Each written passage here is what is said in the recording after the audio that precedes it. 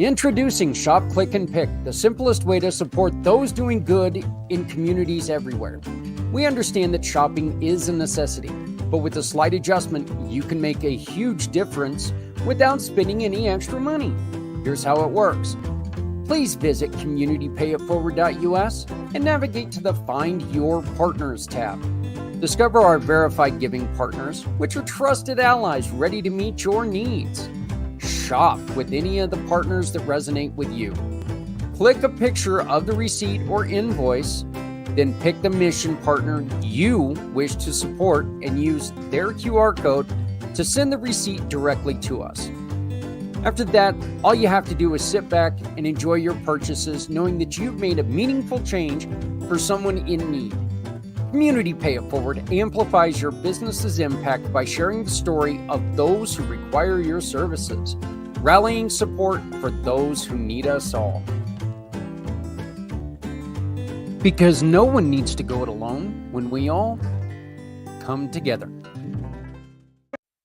Welcome to the 411 from View 3D.tv. Tech solutions for your business needs.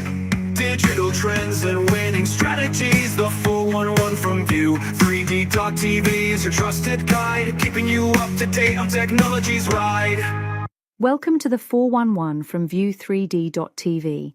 Today we are talking about the website Your Destiny Begins Here. The provider lists over 25 websites that connects veterans with life-changing resources. I'm Sarah Clark, here with my amazing co-hosts Robin Sterling and Gary Thompson. Today, we're diving deep into the top 5 most beneficial resources for our veteran community. I'm so excited about today's episode. These aren't just random resources. These are game changers that are making real differences in veterans' lives. As a veteran myself, I can't wait to break these down. And trust me, folks, these are resources I wish I'd known about earlier in my transition journey. Let's kick things off with an incredible platform called Projects, Teams, and Information in One Place.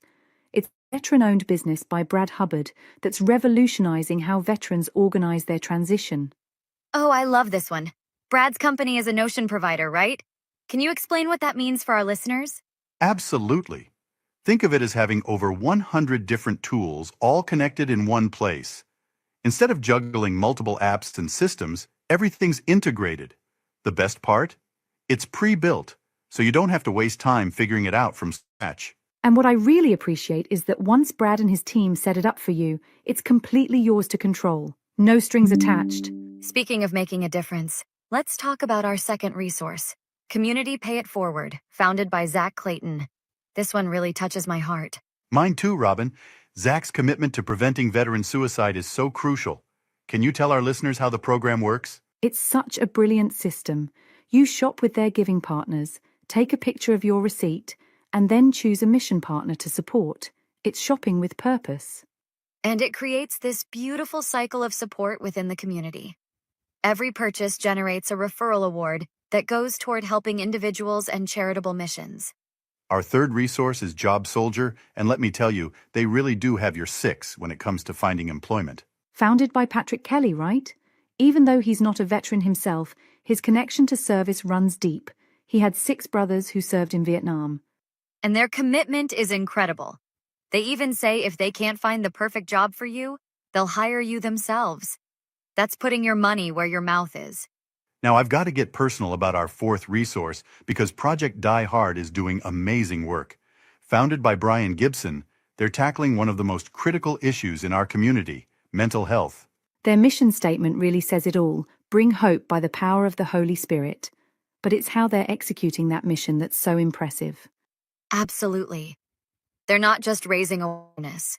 They're actively advocating for increased mental health funding and creating real dialogue about the challenges veterans face.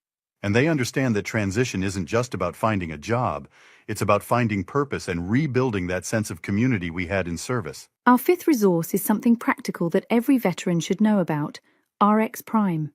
This is huge because healthcare costs can be overwhelming. We're talking about savings up to 80% on prescriptions.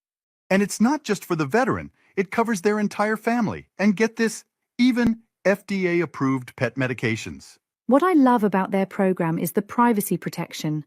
It's HIPAA compliant, and they don't collect or sell patient information. Looking at these top 5 resources together, what strikes me is how they address different but crucial aspects of veteran life, from organizational tools to mental health, from employment to healthcare. And they're all connected by one thing, a genuine commitment to serving our veteran community. Absolutely. And for our listeners who want to learn more, you can find detailed information about all these resources on the Your Destiny Begins Here website. And remember, whether you're a veteran, family member, or supporter, these resources are here to help build a stronger community for everyone. That's right, because when one veteran succeeds, we all succeed. Well said. And on that note, we'll wrap up today's episode. Visit the website yourdestinybeginshere.com for more details. That video is brought to us by one of our wonderful, wonderful partners and one of my dearest, dearest of all friends, somebody who's been with us the entire 4-year journey of a mission for healthy heroes, Mr. Alan Holmes. How you doing, brother? You know what, Zach, thank you so much for having me. It's an honor and privilege to be here. Well, look, let's be honest, this wouldn't be this program without you and your support and your dedication. Alan, you are specifically qualified to be speaking on a lot of the subjects that we've talked about today and a lot of them that we're going to continue talking about because of for a couple reasons. One, you are a veteran of the United States, and secondly, you have spent a lifetime dealing with your own and others' issues with mental issues, right? Mental difficulties. You've dealt with this personally. Yes, sir. Yes, sir. For those who don't know me, U.S. Army 13 Bravo proudly of this great country, the greatest country in the world. I take care of my wife, who has mental illness, and I'll go ahead and say PTSD, ADHD, bipolar 2, because there's actually two of them. A lot of people don't know there's one is manic and there's depression. And then there's schizoaffective, which is a combination of schizophrenia, schizoaffective. So I've been my wife's caregiver for 18 years now, 17 and a half, because we met in November of 2000 and we've been married since 2013. However, I didn't know about the mental illness, or I like to call it wellness, because every day is a different day, and until 2007. So the medications that I am in charge of is almost at a pivot on the dime. And it was only the very fact being growing up in California and equally important being a 13 Bravo veteran, I can handle such things. But I am not a passion connector. I'm a mental health advocate. And I am admitting that I will, this is not something that one of the young lady said at a event organization that I went to. It's not a boo boo. This is something that is long lasting, and I'm in for the long haul.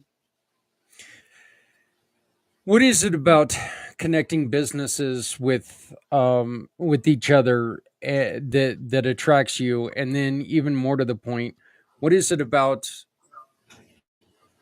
when a business is able to connect with local nonprofits and people who support other people that really draws your interest and really makes you run towards them? Absolutely, Jack. Thank you for asking. Um, what really attracts me is people do not wake up. We as humans don't wake up to thinking of, and I'll use myself for example, Alan Holmes. But when they do connect with myself, then they learn about, and this is something for those who listen, wasn't planned, it's spontaneous. They will learn about community pay it forward. You've never heard about it. Community pay it forward is the true, like you say, for 4 years I'm known to another mutual friend of mine, Mr. Z. I'll throw him out there. And that's what really drives me is I realize my mind thinks, and okay, we collaborate, network. That's what I do. Collaborating, connecting with, say, Mr. Z. We can collaborate, we network with Mr. Jack Clayton. Now, I don't do nonprofits, but I have access to one of my associates that has over 140,000 nonprofits. Then another with the Herbal Roundtable that Mary Jenkins she runs with nonprofits. Well, some of them accidentally on purpose will learn about to pay it forward. You see how it is? All full circles. Because I know that you only list nonprofits and businesses that support nonprofits that are legitimate, honest, and really serves a purpose. Because let's talk about the elephant in the room. Most people would say, well, how do I know the money is going to get to the nonprofit? Well, I can honestly say, I've known you long enough that I know that you don't have but you do it. Your passion, your dedication, your mission. So on behalf of veterans across the country and the families, Ghost Star family especially, thank you. Thank you, Zach, for what you do. Well, I do what I do because individuals like you, Alan, gave up a portion of your life to serve a country that, you know what, we don't have to agree with everything that's going on in the government. And by God, you never will. There's never going to be a time in your life when you're going to sit there and agree with everything that's going on. But you know what? Honoring those who give up a portion of their life, who hand the government basically the keys to your life and say, you know what? Here we go. Shape me, put me in a position where I may lose mine. You deserve to be honored, and you deserve to get all the help and even more help than what you are getting right now. This is a question that I really want to get to the bottom of during all of these episodes, during all these shows. Alan, I think it's a question that we really need to focus on for the rest of our lives. What do we need to focus on to support our veterans out there? Well, first of all, we must understand that there is different veterans who have different portions of their journey. There are ones that's transitioning. There are ones been there and they're still deployed. Like one of my associates, his son just left the Marines almost about a month ago. So he's not a veteran yet, but he's actively serving. Then there's another one of my associates that are her son. One came back um, hurt. The other one is okay, but his mental state is still he's just in between. So the question or the answer would be was veterans active as well as active serving in Army, Navy, Air Force, Marine, Space Force. We must keep them and their families because when the veterans serve, so does their families. We don't know when and if they're coming home, but if should they not come home, and this is a hard conversation, we shall never forget them. That is the something that it goes dear to my heart. That's why Project Dark Heart is such a integral because you don't want to forget the story. We will not forget the story. So when I say I'm a mental advocate, that goes in alignment with a veteran advocate. Is we have to continue. This is not something that just every hour, every second, every couple of moons, only on during the vacation time or holiday time. This is 24, 7 days a week, 365 days a year. This is something that as long as I am on this earth, my goal is to always remember. My platoon sergeant said it right before I was honorably discharged in 1990. Never forget a veteran. Do not. And that stuck with me. So, yeah, thank you so much for asking that, Zach. Thank you. You make one thing very, very clear. And I don't think that you understand how clear that you make this. And this is to myself, and I think to anybody who knows you, Alan. And this is really my point on this is to really push the fact that you call others who have served brother and sister. And anybody who's ever talked to you, when you hear that fact that someone has taken that step to take their life, you can watch yourself and the pain in your face and the pain in your heart. You can see how you take it as I lost a brother, I lost a sister. And watching people like you, Alan, really make what we are trying to do here so important, because I hate seeing you have to go through that pain. It hurts me watching you and your brothers and sisters have to fight through that pain, have to fight through that, because you know what they are, you know deep in your heart what the problems are, and I know that you would do anything in your power to make their lives better. Yes, yes, sir. And you touched a very very sensitive but a very much needed point, because I'm going to say this with all severity. I know that you, my friend, just lost someone you care about because of a, yeah, no excuse. And I want to say, my brother, I love you, and I hope and know he's looking down on you right now. Your uncle has is when I heard the news through another source. Mr. Z shared with me, and it was with great reverence. I had to send out, so I want to say publicly, I'm sorry. There's no excuse for what had happened, and I'm going to say that this is again what reason why myself and and the memory of your loved one always continue on. Um, that's why I do what I do, is because of stories like what you do it, and the fact that you're still soldiering on and having this incredible 22 February, a date that I encourage anyone to get with Zach and make sure that they get the form, support community paid forward. This is not some kind of, for those who are listening, some kind of something that Zach and I put together. This is me talking um, from the heart. We have to keep this mission alive. We have to, must. There's no ands, there's no debate, no, regardless of what the powers that be and all the, no. This is Army, Air Force, Navy, Marines, Space Force, uh, calling all hands on deck, you know, Natural Guard, the National Guard, everyone that has put their uniform and is wearing that path proudly. That's who I'm speaking to, and their families. And I mean, for the bottom of my heart, for those who lost loved ones, we will not forget. This is not just a tagline for a special More Day, 4th of July. This is all year long. Because, and those who are serving currently right now, know this: we've got you. As the Marines say, we got your six. Yeah. Well, as you were just talking about, and as I would really like to make sure that people understand, we do this once a year. This isn't a once a year problem.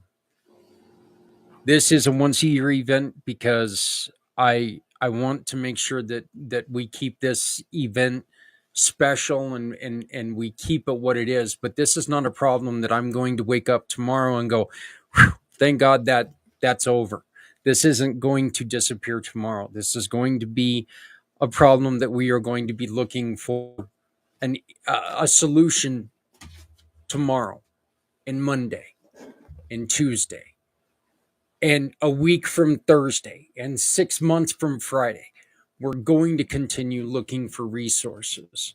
And Alan, with people like you, and the other great organizations that were mentioned in that spot that we played at the beginning of this, and I'm going to ask you about them before we let you go. But with people like them, the focus starting in the for the rest of this year is we're going to start putting together a little handbook that talks about some of the services that they do, that's going to be available to people. Okay, we're going to start working on it.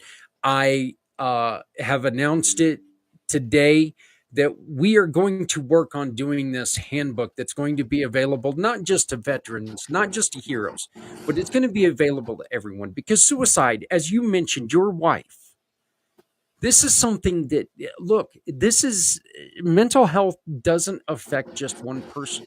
It affects all of us, every single person. Everybody that we come in contact is affected by mental health issues. And we really need to focus on, we've got to come up with support.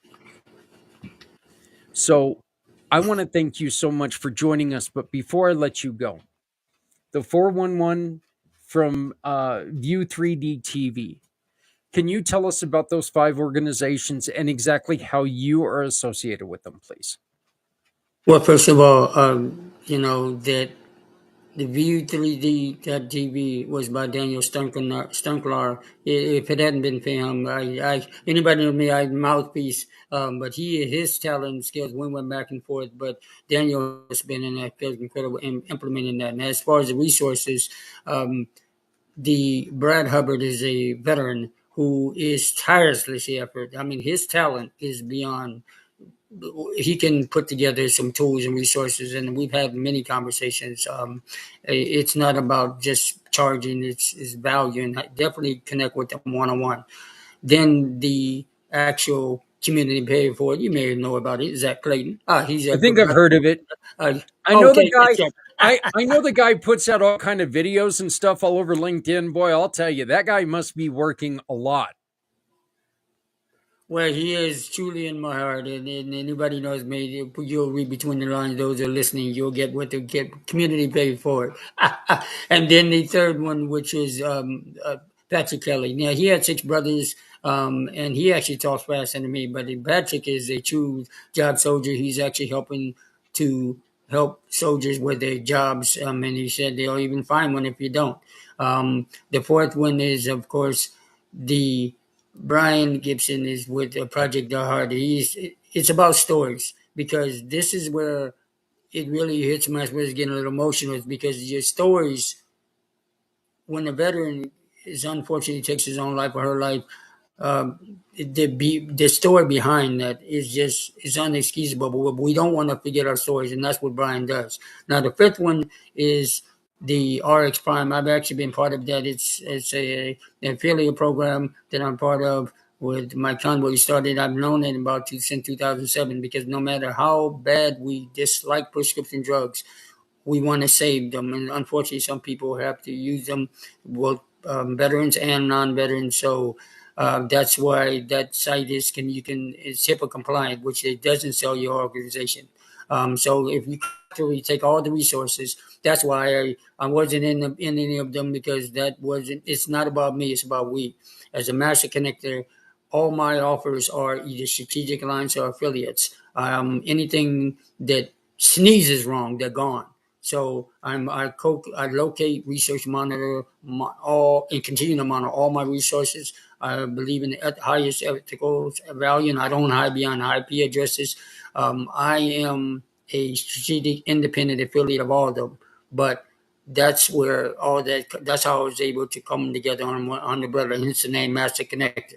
I specialize in connecting business owners, entrepreneurs, and consumers with unique and innovative resources. When they say unique, I gotta call myself a human searching. Unique, here we are. Uniqueness is having this conversation like we're having now, and make sure those, again, 22 of February. Remember that number. We want to lower it. Actually, hopefully, it will be 0 February one of these days. But that's why I'm here. But thank you so much for having me, and it's my honor and privilege to continue to support any way I can. Well, I greatly appreciate it. You can visit and connect with Alan by using either of the 2 links that you see below us. Make sure that, you know what, if you're in business, you need to get a hold of this man, because he is the human search engine. Still one of the first nicknames that I ever heard when I first met you. And I think I had to turn off my microphone because I was laughing so hard at that. It just fits you so perfectly. So you're also going to hear from Alan a little bit later on in the show when we rerun the family networking, because Alan is a huge part of that. He's a huge part of everything that we do. Alan is he is my brother. He is my partner, and he is my friend, and he's a dear friend. And I appreciate everything you do. Alan, again, it would not be the mission for Healthy Heroes without you, brother, and I appreciate you joining us. Right back at you. Appreciate you. Love We you, will, brother. we're going to continue with this. We'll be right.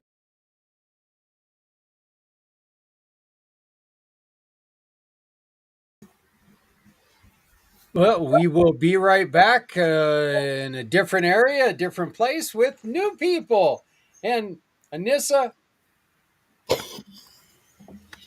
wow. Technology was not our friend today. No, no, this is one hell of a day when it comes to hit or miss. So, and my great friend, look, anybody who knows me knows Mr. Z. Welcome both of you guys to the 2025 Mission for Healthy Heroes. I got that right, and actually, I'll be honest, I'm a little surprised. So, um, been been getting a little weary here towards the last hour or so, but we're close, and it's been a fantastic show. Anissa, I'm going to start with you because you have offered us something extremely special to someone who is going to support our program, support what we do. Can you please help me by telling us what you're going to do for us?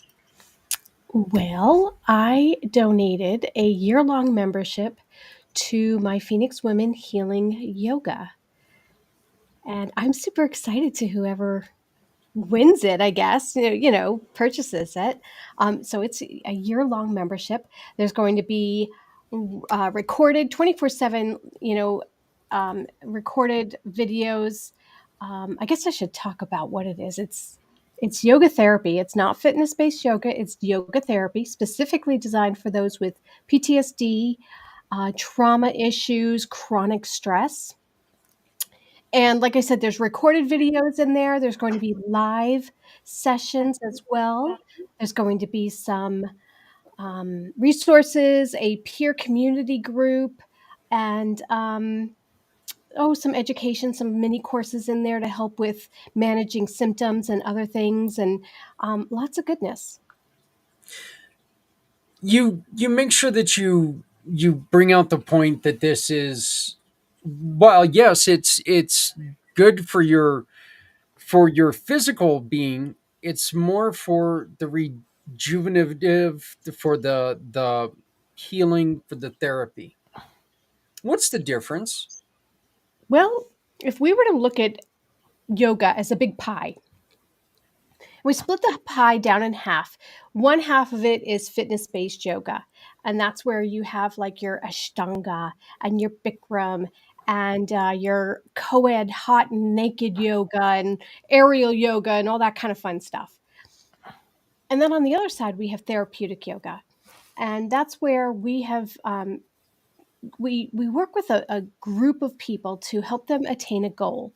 Now we've got yoga for cardiac rehab, yoga for cancer.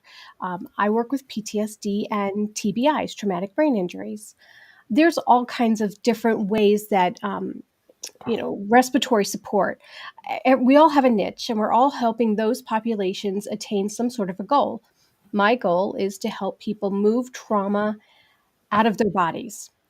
We hold trauma in our bodies on a cellular level, in some muscle groups more than others.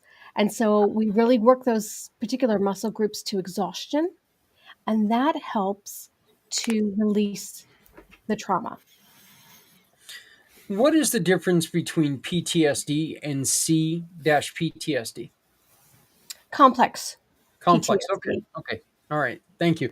I when I read through your certificate that you sent me, that came up, and I was reading it, and I'm like, I don't really know what that is. No, So there's different types of PTSD. So there's PTSD, there's CPTSD, there's secondary PTSD. I mean, there's all kinds, and this helps all of them. right, and anxiety, depression, chronic high stress, chronic illness, and then we go into who this is perfect for. Who have we been talking about all day long? Caretakers, first responders, military, active or retired, high stress jobs or lives. Who has those? I don't know. Just a Uh, small part of the population. yeah, yeah, maybe one or two people in Yeah. like, you know, Bohoken or Hoboken, I guess. Bohoken, yeah, yeah. I'm gonna Hoboken. Hoboken, yeah. I'm just gonna mix it up.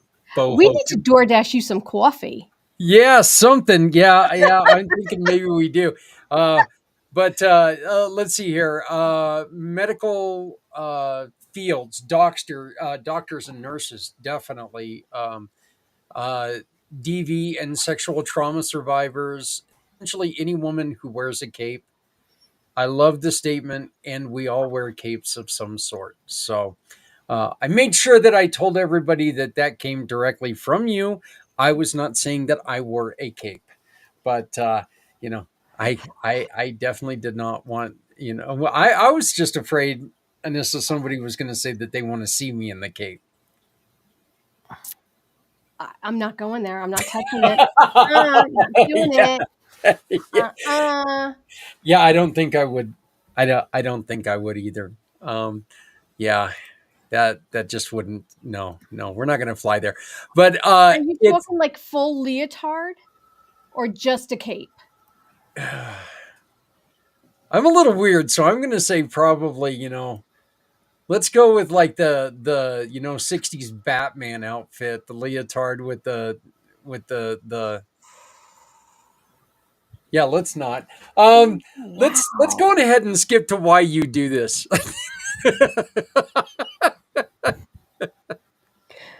Moving right along. Yeah, Great segue. before we lose any followers. Why do I do this? Well, a couple different reasons. One, yoga to me is a gift. Yoga is my lifeline. Yoga has kept me alive. This is why I'm here, is because of my yoga practice. My mat is my greatest confidant. I'm kind of like Linus with my mat. Actually, I actually had to have surgery about 2 years ago, and I took my mat with me to the hospital, even though I couldn't get on it. Uh, it's I'm like Linus with it. It is a gift, and I get to share this gift, and I hopefully will help people fall in love with this beautiful. It's an art form. It really is, in a lot of respects. Um, Also, too, I have PTSD. I have secondary PTSD. I am a caretaker. I walk this walk every single day. I am a sexual assault survivor. I am a bereaved parent. I mean, you name it. Um, I live this. And so I really can empathize with people. And I love sharing that time on a mat with women who are like me. It's special. There's a bubble that is created, and there's this yummy, wonderful energy. And it's kind of addicting, quite frankly. But it's beautiful, and we all need that. We all need each other for that. Well, I just wanted to let you know, I am really glad that you were able to get in here and we were able to connect with everything that went haywire. I really appreciate both of you working with me. I had to get up and stretch a little bit. It's just sitting here this long. Kinda, yeah, hey, yoga. There we go. Uh, but I've seen some of those yoga poses, and I'm telling you, if you see me in some of those yoga poses, I broke. That's all there is to it. I'm broken. It's going to take more than duct tape to get me fixed. But I want to thank you very much for your support of what we're doing. I know it's getting very late, and I appreciate you working with me to do this and to make this happen. Anissa, how do people get a hold of you? I'm like a bad penny on social media. I just keep showing up.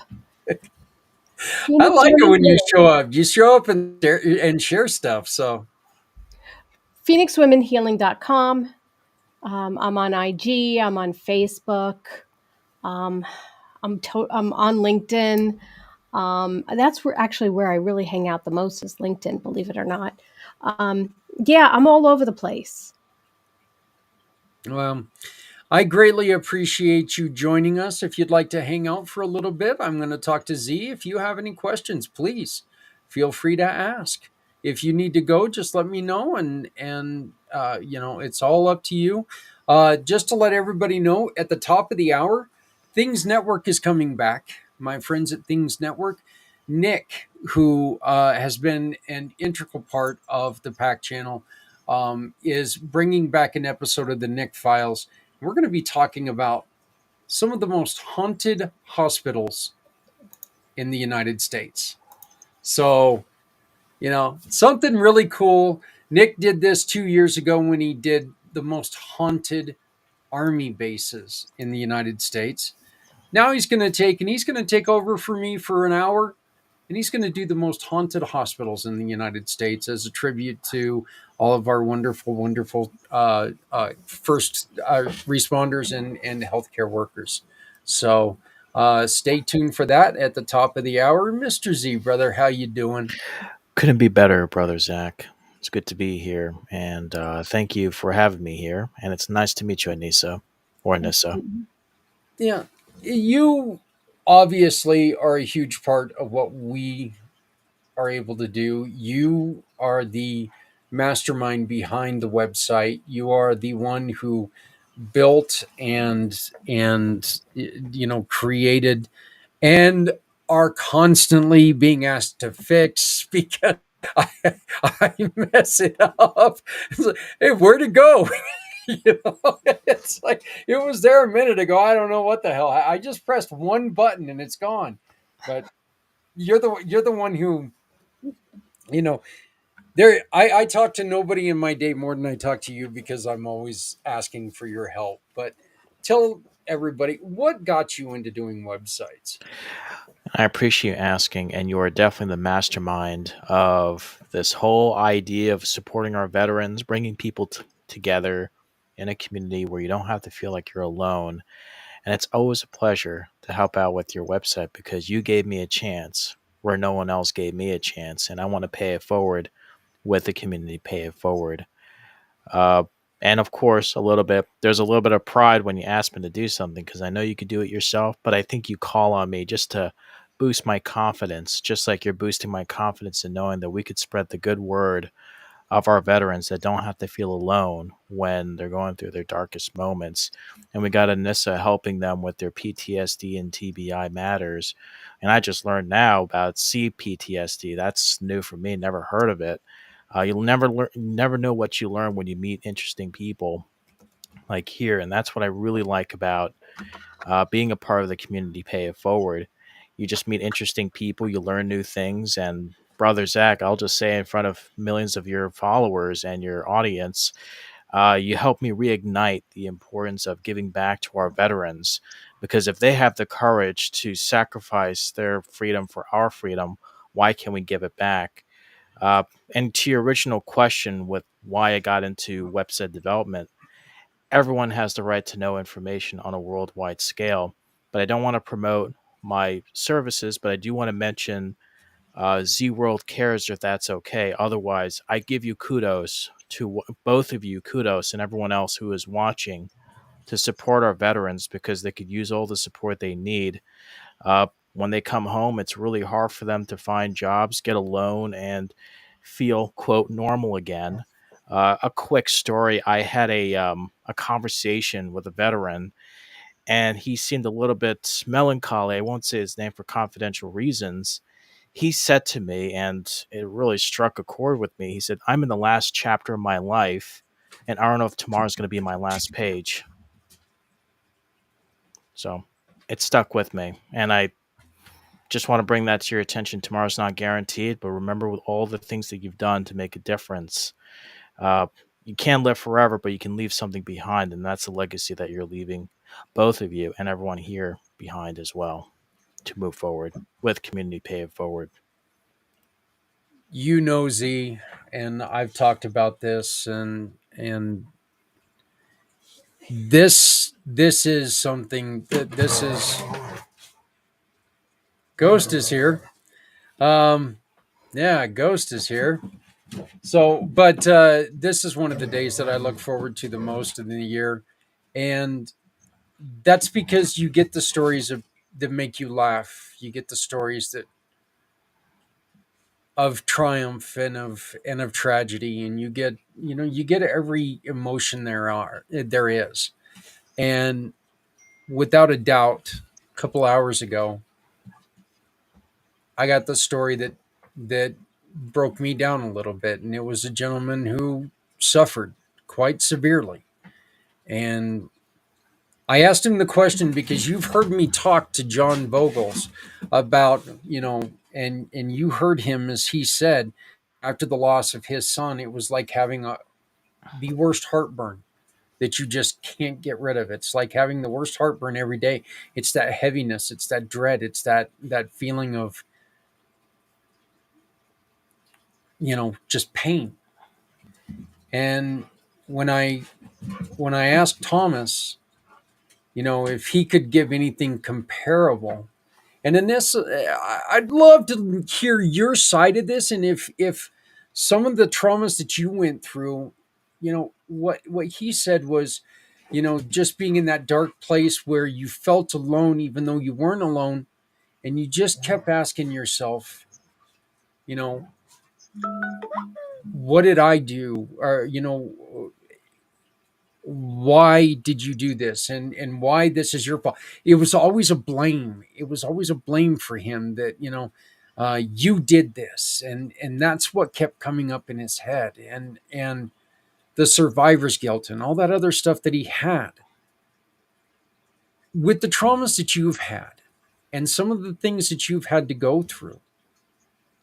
And I know it's probably a little unfair of me to ask you to put it into something that maybe people can understand. But what I'm trying to do is really bring out a point on what people feel when they're going through some of these things that, this could have been your last day.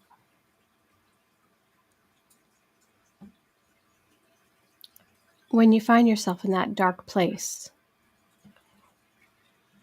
you have to really look for what's going to get you out of this dark place. What is the one thing that you can focus on and have that be your shining light to help you find your way out? Um, for me, it was my boys a lot of the time. I couldn't go anywhere because they needed me. Um, so I think it's just really finding something and focusing in on it to help you through. My mat got me through. I wouldn't be here if it wasn't for my mat. What was it that the what was the decision to make you finally say, you know what, this is it, I'm healing, I'm tired of doing this? Not saying that there's not still residual there, but what was it that made you say, enough, I need to do something? The first time I was raped, I went to talk therapy because I thought that that's what you did. Mm-hmm. And when I felt like I had a really good handle on it, I stopped. And then something would pop up and I would wind up going back into therapy. And I did this, this cycle and never got any real closure. And I found myself then several years later, many years later, in a yoga teacher training class for PTSD. And that's when I realized how PTSD had really crawled into the nooks and crannies of my life, and that the first person I needed to work on was right here, as opposed to being able to bring it out and help others. So after I finished all of these classes, I was actually raped again about 10 years ago. And after you get over the shock and the rawness of it, I sat down and I thought long and hard. Okay, I have some tools now. What would I say to a client? So I put on my clinician hat and, I thought about it and I said, all right, now I'm going to take that hat off and I'm going to be me and I'm going to get to work. And one of the things that I kept coming back to was, I feel great on my mat. And then I go back into talk therapy and I feel like crap again. There's got to be a better mousetrap at this point in time. I know you were in the last segment talking about Maury. Love Maury. Love what he does. Um, I kind of went and started doing my own research. I guess this was about 3 years ago because even my clients were coming up to me and saying, feel great when I come off the mat, but then I go into talk therapy and I feel like crap again. So I started doing some research and I came across a group of neuro techniques that, when woven together and used all together, have extraordinary success. And I became certified in them. And so I'm also doing that as well. And that is something that I can actually bring into some of the yoga. And, you know, the brain is so amazing. And everyone is so unique with their own different types of trauma and how it affects them. There is more than one way to get to the bottom of this. Some people use yoga therapy. Some people use kickboxing. Some people use martial arts. Some people go for a run. It doesn't matter. As long as it's filling that need for you, do it. If the Mori approach is working for you, do it. If my approach works, my own neuro techniques, that's great. Do it. Just do something. And it's not a one size fits all. Yep. You are unique. You need to find your own little mix that works for you. Try again. You will find it, but you have to be willing to try and see what works best for you and your trauma. I think it's very apparent that as alone as we feel at some times, as alone as people feel sometimes, like we're the only ones who are going through this situation, we're also alone when it comes to the ways that we're going to heal ourselves and we're going to get out of that, because you cannot listen to, yeah, my sister said that this would be the best thing in the world for me. Well, your sister might be able to suggest it, but that doesn't mean that it's going to work. Z, you've seen things, you've seen some of the most heartbreaking things as you tool around, the big city of New York and Long Island, and you see some of these things. And what are some of the things that have happened this year that just are you're really concerned about, because we need to make sure that people are understanding how bad it is right now. Well, before I comment on that, I just want to address what Anissa said. It's about focus, and you got to do something than just thinking and thinking about it constantly. And I know some people would say not doing something is doing something, but what you mentioned this, it's good to find that physical therapy and yoga therapy. And I haven't done it myself, but just talking about it, not to sound judgmental, could cause more issues. But the fact you're using your body to go through the therapy, and I'm no expert in it, but I do have to say I agree with you with how can you express yourself of what's happened and to move forward and focus on moving forward. I'm not saying to move on, but at least you're doing something in a productive way that stretches your limits, just like yoga. When I used to commute in Manhattan, not Hoboken, I used to see a lot of houseless individual. Bohoken. Is it Bohoken, Hoboken, Hobo? Like me. And while commuting in the subways or subway trains, I would notice there are Vietnam vets sleeping in the cold in the subways. It was frightening to see it because I didn't understand the horrors of what veterans go through when they come home broken instead of heroes.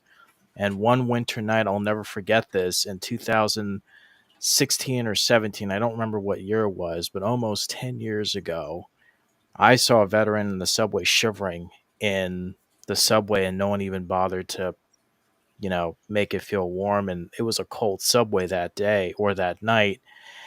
And it was frightening. That's all. And, I'm not saying I was traumatized, but if there's one houseless veteran living in subways or alleys or benches in Central Park or other places, uh, imagine where they are all over the world. And not to get political here, but there have been changes in the subway systems where they remove benches just to reduce the sad image of what's going on with the houselessness situation, if that's a word, houseless situation, what's going on. And there are certain ventilation systems in New York City, somewhere in Brooklyn and the Bronx, where they make it so curved and there's spikes, not spikes sticking out, but the metal parts, the ventilation systems are slanted, so that's very uncomfortable sleeping on those cold nights.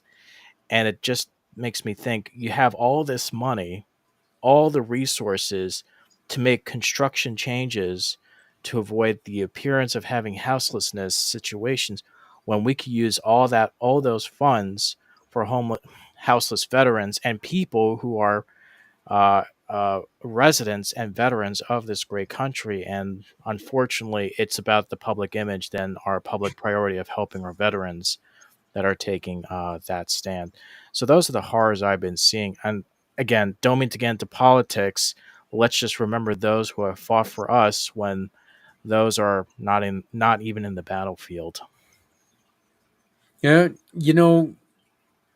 one of the things that I felt compelled to say earlier tonight was we see the problems. We know what the problems are. They're not locked away, they're not hidden, they're very apparent. Most people have an idea or two at an effective solution.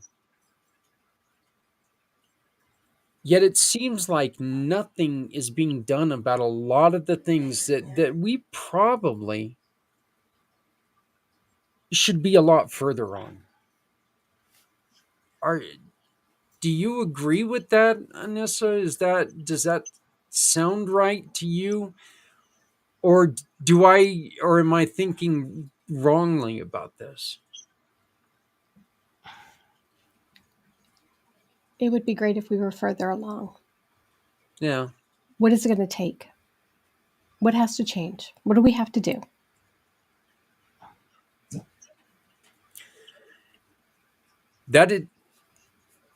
That's the one thing that you just don't know, because we know what a solution or two would be. But of course, we're kind of in situations where, as just the average person out here, we can scream all day, why don't you do something and help these people? Yet their problem still keeps getting worse. And there's always an excuse. There's always excuses for everything. And meanwhile, we've got people who are dying and hurting themselves every day. And it's terribly sad. Well, I think we have a choice. We can either wait for it to come from the top down and have our country do what they should do, stand up and take care of our vets. Or we as a country need to take matters into our own hands and do what's right and take care of our vets the way the government doesn't seem to be able to do so. Again, not trying to get political. Oh, that's just crazy talk. The government, they're great. Never mind. Um, We have a choice. yeah. What are Well, we going to do? it is time that we stop talking and we've got to start doing something. We've got to start making something happen. Talk can get a lot started, but it can't finish anything. We have to have action.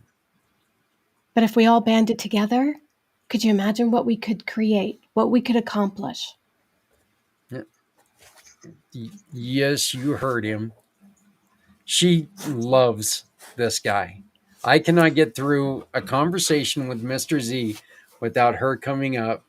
Uh, she just loves him. So, I love Zephyr. She's but Anissa, I want to thank you so much for your donation, for your support. Thank you, thank you, thank you.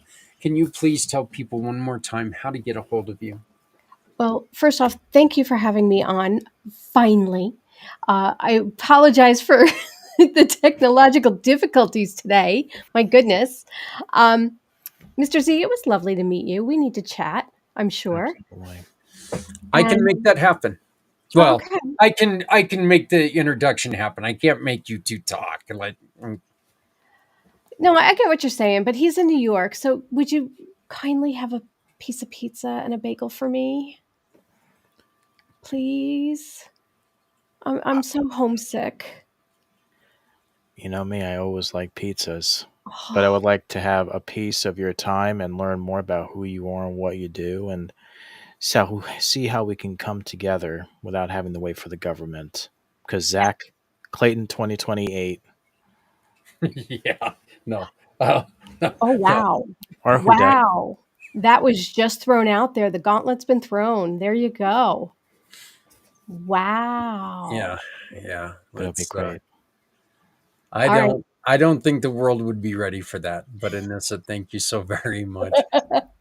So, I want a t-shirt with that on that. yeah, Hmm. yeah, yeah. Great stuff. The you'd hear like a lot of heavy metal guitars for the national anthem, and that would just drive people nuts. So I like it. I heard a lot of good heavy metal guitar that did the national anthem, but I'm not sure. May not be a Again, bad thing. May not be a bad thing. We yeah, could do that. let me give it a little bit of nah. I don't think so. But um, I would love to debate some of these individuals, though. I would have a good time doing that. Um, I think I really would have a good time doing that. But Anissa, thank you again. Thank you Thank you so so much. very Nice to meet much. you. Y'all can find me at phoenixwomenhealing.com. All over the socials with that. And thank you for having me on. Thank you, and thank you for your patience, and I do appreciate it. You You're have welcome. a great night. You too. Good night, gentlemen. Good Good night, night, Anissa. Keep doing the good work you're doing. Keep You on too. stretching. Keep Mr. Z. How do people get a hold of you, my fine friend? My friend, and I'm going to let everyone know in front of your 18.7 million followers and audiences, we're not friends. We are brothers from another mother, and it takes two Z's or more to make things great because one more Z would make everyone fall asleep. But I know you're always never falling asleep because you're always putting your time and day for 22 hours to support our vets. And I do want to say it was very nice meeting Anissa, and I appreciate the introduction. If anyone wants to get a hold of me, please visit the communitypayforward.us/, Z World Webs. And it's always good to be here, Brother Zach. And I really appreciate you giving me the opportunity to share my thoughts about our ignored veterans who deserve a lot better than food stamps and paying just enough for government cheese. Um, it is a damn shame, and it is something that needs to be fixed. And I think I think Nissa said it perfectly. we got to do something. We can't just sit around and watch it. We cannot sit and watch our heroes get ignored anymore. We have to do something. The numbers aren't getting any better, and the talk is getting louder, but nothing is getting done. So, brother man, I will see you next week. Thank you very, very much. Thanks for the teasing the Z thing there. I'm sitting there going, but I will be catching some Z's later on tonight, but it'll have nothing to do with my name, but or your name. So, I think but that sounds like a plan, Mr. President. Thank all you. right. Well, yeah, you can just stop that now. That ain't going nowhere. All right. Well, thank you, brother. I Thank you, appreciate brother. it. We'll see you next week. Thank you. Looking forward to it. All right. Goodbye.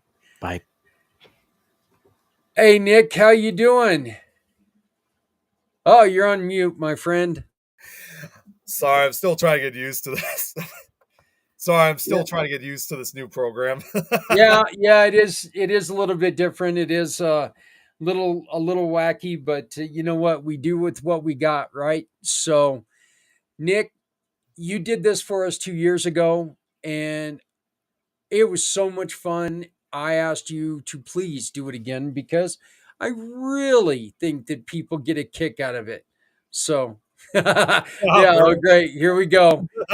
He took some Z. Well, thanks, Jeremy.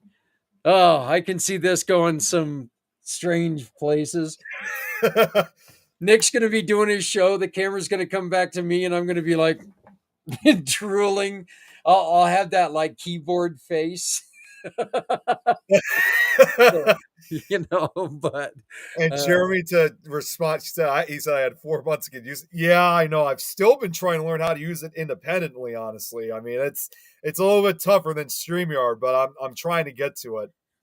yeah, StreamYard, they did one hell of a job on this. Nick, what do you got coming up for us on the Nick Files? You're going to take over for me for a little bit. Let me get up and stretch my fat legs and walk um, around like a wounded penguin, I think.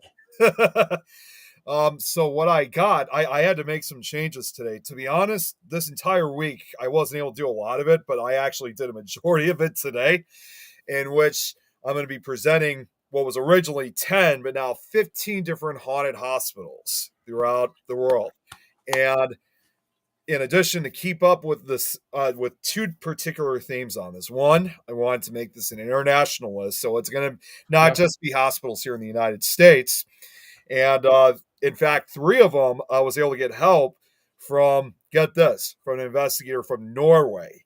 So she was able to, Oh, yeah. So when I get to those, I got to throw the credit out for her and her crew for kind of in a way helping me out with this.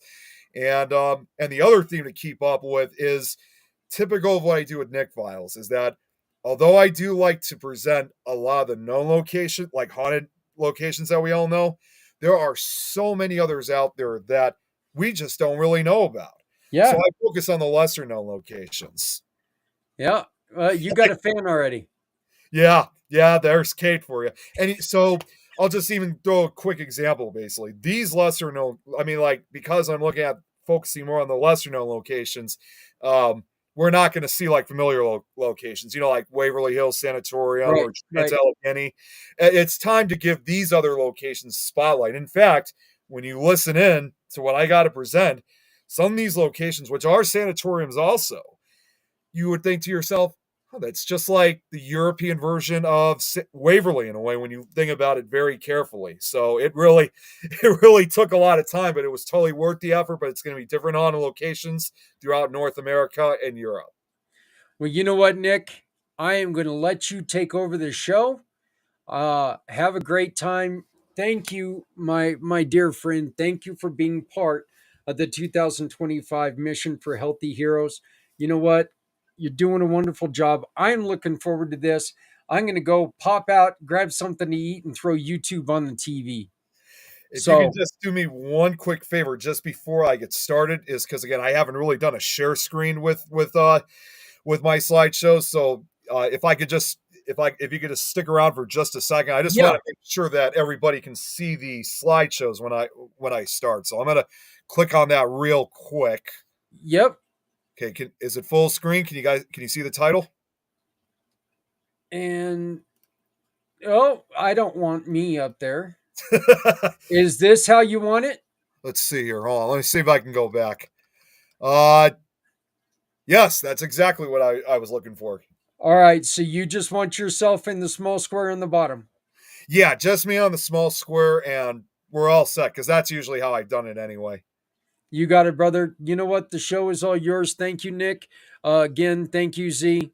Have a great day. Have a great show. We will be watching. Once again, this is my good buddy Nick with the Nick Files back home here on the Pack Channel and Things Network. So, Yep. It's Nick, great to be back doing this again. I gotta say. well, we're glad to have you back. But, Nick, it's all you, brother. Take it away. All right, here we go. So as I just mentioned, it's been a long I gotta first say it's great to be, like I just said, it's great to be doing the Nick Files again after a very long hiatus I've had to take.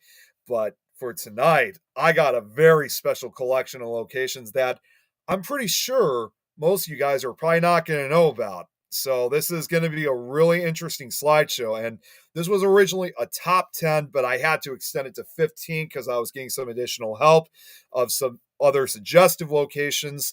So I hope you guys enjoy this. And why don't we, with that being said, let's begin. So we'll start. Okay, I forgot about the title. It's been a crazy day for me. So here we go. The top 15 haunted hospitals. So we start off with number 15, Charles George VA Hospital. Now here's the thing about the slideshow. Originally, I was going to try to focus on just VA hospitals since this is obviously involving veterans, but unfortunately, for whatever reason, I wasn't able to find a lot of VA hospitals that were rumored to be haunted. I mean, there were plenty of them that were historic that I could have added, but I wanted to keep up with the paranormal theme of it. So this was only one of a few I was able to actually find that was said to be haunted. So, but moving forward with this, here's the first question for you. Ever wondered how haunted an old hospital building might be? Of course, there are plenty of them across the country, if not the world. Yet one part of the old Charles George VA Hospital in Asheville, North Carolina is so haunted that those who had dared to visit the old number 9 building can tell tales of terror that can rival any ghost story anyone may have ever heard of. The Charles George VA Hospital was originally known as a national hospital. It was constructed on March 3rd, 1865. Ironically, the hospital had been constructed in the final month of the American Civil War. The Battle of Asheville would soon occur across the following month. This hospital was built, believe it or not, at the request of President Abraham Lincoln as the first ever national hospital for military members who were injured and were looking for a place of, see, I always have trouble sometimes with these words, whatever that word is. I'm just going to butcher if I say it. This set the stage for what is known as the VA health care facilities that now operate across the nation today. So even though, again, I wasn't able to find a lot of haunted VA hospitals, with the exception of this one and a few, it's quite interesting that this was the one that really started it all when it came to hospitals caring for veterans, which I think is just amazing. Civilian medical personnel would be assigned to work with veterans for medical care. Already there had been homes in similar settings operated by both the U.S. Army and U.S. Navy. Both of the homes were rather small, and each had a capacity to handle up to 300 residents at a time. However, the national homes that Lincoln had intended to open would handle more than thousands of military members and veterans. These military homes were only open to Union Civil War vets, including colored veterans, which, North Carolina being part of the southern states, certainly something not often seen during that era. Following the opening of the National Hospital, another National Hospital was opened the following year in Maine. The home was then renamed the Charles George VA Hospital in the 1950s in honor of Charles George, a Medal of Honor recipient that was killed during the Korean War. Building number 9 contained the residential quarters for nurses working at the hospital. The building was in use from 1930 to 1967, so for well over a good 40 years.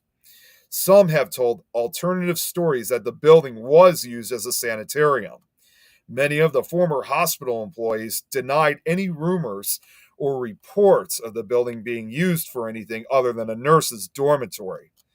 The new Charles George VA Hospital began construction in 1967, leading to the subsequent shutdown of the old facility when it opened 3 years later. For more than 50 years, building number 9 stood there, and the condition worsened over time, which is not surprising when it comes to these abandoned buildings. It has sustained numerous amounts of vandalism, and part of the building was damaged by a fire. But when it comes as far as paranormal activity is concerned, well, before even that began, in 1990, the building had been used as a place to set up a haunted house by a local company that was doing it for a fundraiser. However, there have been safety concerns because of the amount of asbestos that was left behind, and further posing a health risk for the visitors. Even paranormal investigators had eschewed the idea of going inside the building until it was free from the harmful material, which is definitely a smart idea. Despite the building facing all kinds of damage and neglect, it still held up strong since its closure and abandonment. But it soon became a place where many thrill seekers and trespassers would break into just for the fun of it. As I always like to say when it comes to these abandoned locations, I urge any paranormal, because there are a few investigators that are known to do this. The investigators who do this, as well as all the thrill seekers, legend trippers, I urge you all, never trespass. Not only is it illegal, but it's also very dangerous. If you intend to investigate or try to explore one of these locations, the best thing I can tell you is just get permission from the owner, from the state, or even from your local law enforcement. Please, don't trespass. But anyways, they would break in just for the fun of it, but for what reason? Some say it's a place to tag with spray paint, while others heard of possible ghost stories about the abandoned hospital. Especially the now famous number 9 building where rumors had started to swirl since the old hospital shut down. It was unclear when the hauntings had started, which something tells me I'm sure this place, typical of any hospital, it was probably already haunted even during its operating days. I mean, it's never unusual for a hospital to be haunted after it's been abandoned. I'm sure the haunting started at a much earlier time period. But it also became a secret hangout spot for teenagers back in the 1970s and 80s. Even when the building began to deteriorate, unfortunately, many ignored orders of trespassing on the property. Those who have visited when it was a haunted house or just as an abandoned building can tell the same stories over and over again. One of the apparent activities that were said to be reported was the presence of random cold spots. Some had even reported the feeling of being pushed or grabbed by some kind of entity. Others who had visited the abandoned building would hear yells and screams. Even some past visitors left the building not only terrified, but leaving with mysterious scratches. These hauntings were said, okay, so it does say, even though it's unclear when they started, these hauntings were said to be dated as far back as the late 1980s and early 1990s. Oh, I forgot to add a fade in for this one. So this now goes to number 14. Now, I'm not sure if I'm going to say this correctly because this is actually in French. Kate, if you're still watching, you might be able to pronounce this better than I could. The Hospital Psychiatrique Maison Blanche, which I'm hoping I'm saying that correctly more in English. But the Maison Blanche is a locality in the commune of Neuilly-sur-Marne, France. So this is what I meant. I wanted to go even further than just the U.S. in this case. So I just want to say I always apologize in advance if I butcher some of these town names or these certain historical figure names. But this is located in France, that housed a hospital built in the 1890s and located at 3 Avenue June Jaurès. Again, I'm sorry. It was part of the Ville Evard estate and included a psychiatric hospital, a nursing school, a military hospital, an alcoholic asylum, and a sanatorium. The hospital was in operation, really, it started from 1878 up till 1997. But the building itself had been around did operate on its own for well over 100 years. During that time, it housed thousands of patients, many of whom were said to have been treated inhumanely, which is unfortunately, not uncommon. On July 6, 1894, the General Council voted to construct a new insane asylum. The architect, Georges Albert Morin Gostal, won a competition with this project. The main building was built in the shape of Louis I'm never good with these Roman numbers, castles. The hospital opened on July 1st, 1900, with a park, a vegetable garden, greenhouses and its gardeners, a large laundry and its laundresses, as well as a team of firefighters. The asylum housed 630 patients and employed 144 staff members, though the institution could accommodate up to 3,200 patients. Okay, so I think it's kind of, let me see here for a sec. Oh, okay, never mind. I thought it was repeated information.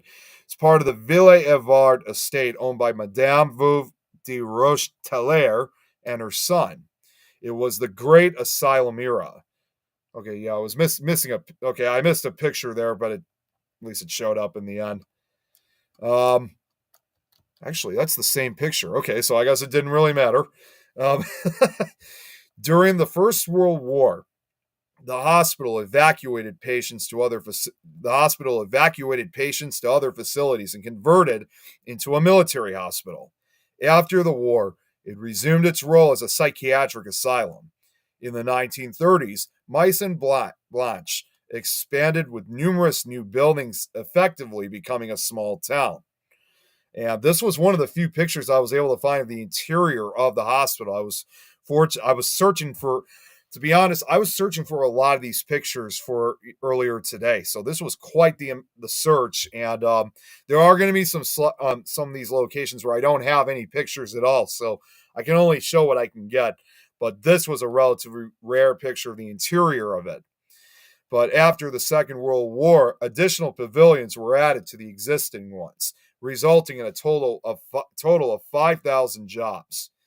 In 1970, with the Maison Blanche sector psychiatry, it took charge of the 10th arrondissement,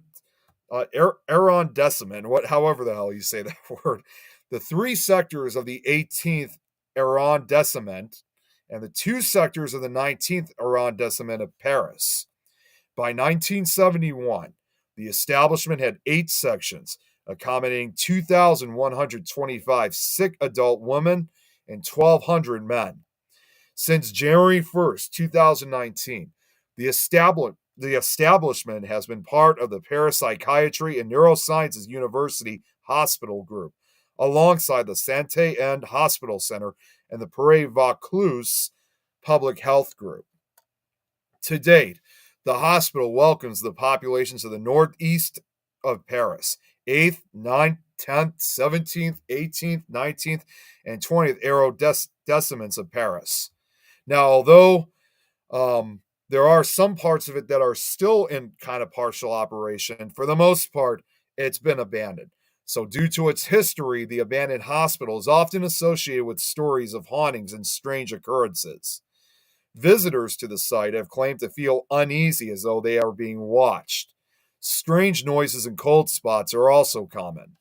Some have even claimed to have to see ghostly apparitions or feel a presence with them while in the hospital.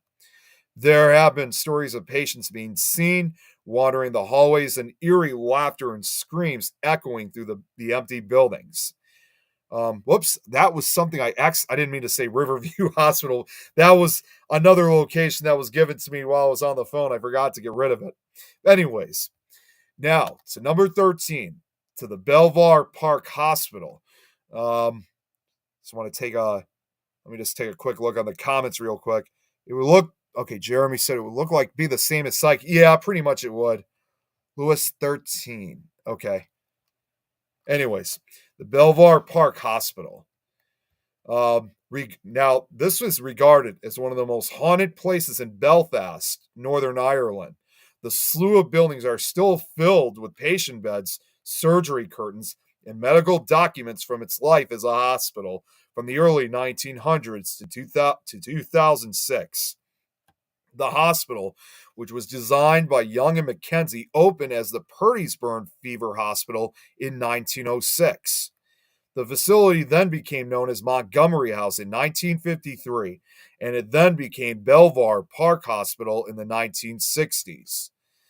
The hospital became the main regional center for oncology, offering radiotherapy and chemotherapy treatments, and in 1983, the hospital was the first in the province to take delivery of a CAT scanner. Friends of Montgomery House, a charity founded by Dr. Gerald Lynch to help cancer sufferers and their families, was established in 1984, and the hospital's Gerald Lynch Center held many cancer support groups in order to aid both order to aid both sufferers and their families as well. Now, after services had been transferred to Belfast City Hospital, the hospital closed in March of 2006. But interestingly, unlike most of these hospitals that usually were abandoned and suffered neglect I'm sorry, I lost the word I was looking for.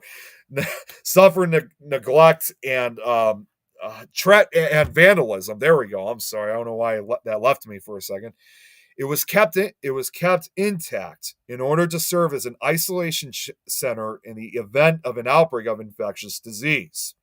In June 2014, the site was sold to a private developer known as the Neptune Group. Neptune Group have since restored some of the original buildings to function as modern townhouses, and the first show homes were opened in June 2017. Now, of course, despite being in great shape, still, security was brought on site in order to protect the building. But pretty soon, the guards started to report strange shadows moving across the building. The guards are never able to catch them. However, what is more disturbing is that they also started to find small shrines around the grounds, especially close to the stream. They have also been discovering unsettling mutilated animal corpses intermittently, which that's obviously creepy enough, even without the paranormal stories. Anyways, going next, number 12 at the Institut Universitaire en Santé Mentale de Montreal. So I think you guys get the idea of where this one's going to be next. In the Institut Universitaire en Santé Mentale de Montreal, the ISUMM, located in Montreal, Quebec, Canada, opened in 1873 under the name Isle Hospice Saint Jean du Douai, if I'm saying that correctly. I don't know my French too well. It has been designated. It has been designated as Isle de Longue Pointe, the name of the place. It has had many names, including the hospital. Same name. In the hospital Louis H. Lafontaine. Okay. A former mental hospital in Montreal. Now, a former mental hospital in Montreal that is said to be one of the most evil places on the island. At its opening, the asylum was a huge complex. It contained 79 private rooms, 27 rooms, 2 infirmaries, 23 dining rooms, 51 bedrooms, 150 cells, and 1 kitchen with 2 floors and 5 pantries. Again, another rare image I was able to find the inside of it. Approximately 400 mental patients were housed there in its early years. With locked doors and bars on the window, it was nearly impossible to escape. Due to the stigma and taboos of the era, the vast majority of the patients were forgotten by their families and thus rarely or never received visitors, which is always the very sad part about these locations, is how, these were always the type of location that, and I spoke about this, in fact, about a year or so ago when it came to Pennhurst in Spring City, Pennsylvania. It was just the same message, saying that it was just best to just send your family member to this particular location and just practically get on with your life. I'm going to switch lights here because I forgot I had this light right here, so I think it will have a better picture on myself. Yep, this is much better. Okay, let me see here. Going back. John is pronounced like Sean. Okay, very close to John. Actually, be John. Okay. All right. Well, I appreciate you helping me out, by the way, on this, Jeremy. Thank you. Okay, yeah. So, anyways, continuing onwards. This resulted in a lifetime of social isolation for patients and ultimately their deaths at the hospital.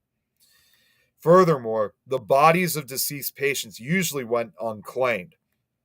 The law provided the Sisters of Providence to hand over the cadavers within 24 hours to the provincial inspector of anatomy. Indeed, the mental hospitals provided the main source of human corpses for dissection at medical schools within Quebec, which I will say I actually did find at least 2 pictures involving the dissections, but I was not going to, considering the subject matter, I was not going to add those pictures because I thought they were a little too graphic to show on the slideshow. So, but there are at least 2 photos that were taken at the institution when they were doing these dissections. St. John du Douai, again, I'm sorry, also suffered from serious overcrowding and struggled to meet the needs of its mental patients. Many were rarely seen by a doctor following incarceration, which makes the situation even more sadder. It's like once you've been institutionalized, you are pretty much on your own. Just over 30% of patients released from the facility were considered cured, improved, or even stable. By 1890, St. John de Douai Hospital had grown to include 1,297 patients, along with 67 sisters and 100 nurses in the main building. Unfortunately, if the conditions were not bad enough, a terrible fire broke out in the institution on May 6th. The inferno raged for most of the day and almost completely destroyed the entire hospital. In all, a total of 86 people were burned alive, mostly female patients. So, okay, the pictures were supposed to show up, but now they are. So I can't even imagine how horrible it must have been for these patients. Very horrible way to die. And if I'm thinking correctly, I decided to make an exception. That is an actual picture from the aftermath of the fire, and those bags, I truly believe, were that of bodies of the patients that were burned. So it was a terrible event. I'm sure at that time it was, if I'm thinking correctly, although I didn't find this on any of the websites, this was probably one of the largest fires to affect a hospital in Canadian history at that time. Now, in its May 18th edition, the Dominion Illustrated reported that the sight that met the eyes of both sane and insane was a terrible one. There were still people in the burning central and adjoining sections of the building. Some of them could be seen as they stood clasping the iron bars of the windows in their hands and rending the air with demoniacal shouts and cries, laughing, cursing, entreating, and praying, singing coarse, ribald songs, gazing vacantly at the excited multitude below them, making vain endeavors to wrest the heavy iron bars from the windows. Careless and indifferent, eager and hopeful, they furnished a strange and vivid spectacle. It would take a full day to rebuild the institution with an even larger design than the original. This included, the pictures again were supposed to show up, so here we go. This included a train line that connected the hospital to the rail network. In June 1898, the hospital acquired a pass. Okay, this is when it was supposed to show up. Okay, I have this correctly. In June 1898, the hospital acquired a passenger rail car and 2 cars for merchandise, and the system was launched. The new design also included a system of indoor trolleys that rolled on tracks through large hallways and connected the various pavilions of the hospital. The poet Emily Nelligan, I don't know if that's, apparently she was a well-known poet in her days. If you guys know who she is or not, she resided in the hospital from 1925 to 1941. At its highest population, the asylum had hosted up to 5,000 patients. However, unfortunately, it just seemed like history repeated itself once again because another deadly fire broke out on Saturday, November 9th, 1935, in one of the wings at the St. John de Duel insane asylum. Unfortunately, I couldn't find out how many actually fully died from the event. Again, finding the information was relatively limited. But according to the November 11th, 1935 issue of Reading Eagle, hospital officials said the cause of the conflagration probably would never be discovered. Firemen expressed the theory a pyromaniac inmate was responsible, but conceded that they face an almost hopeless task in confirming this theory. The column continued. 4 violently insane inmates were burned to death after the fire broke out late Saturday night when they eluded their guards and crept back to their cells in the blazing building. Another inmate died from heart disease.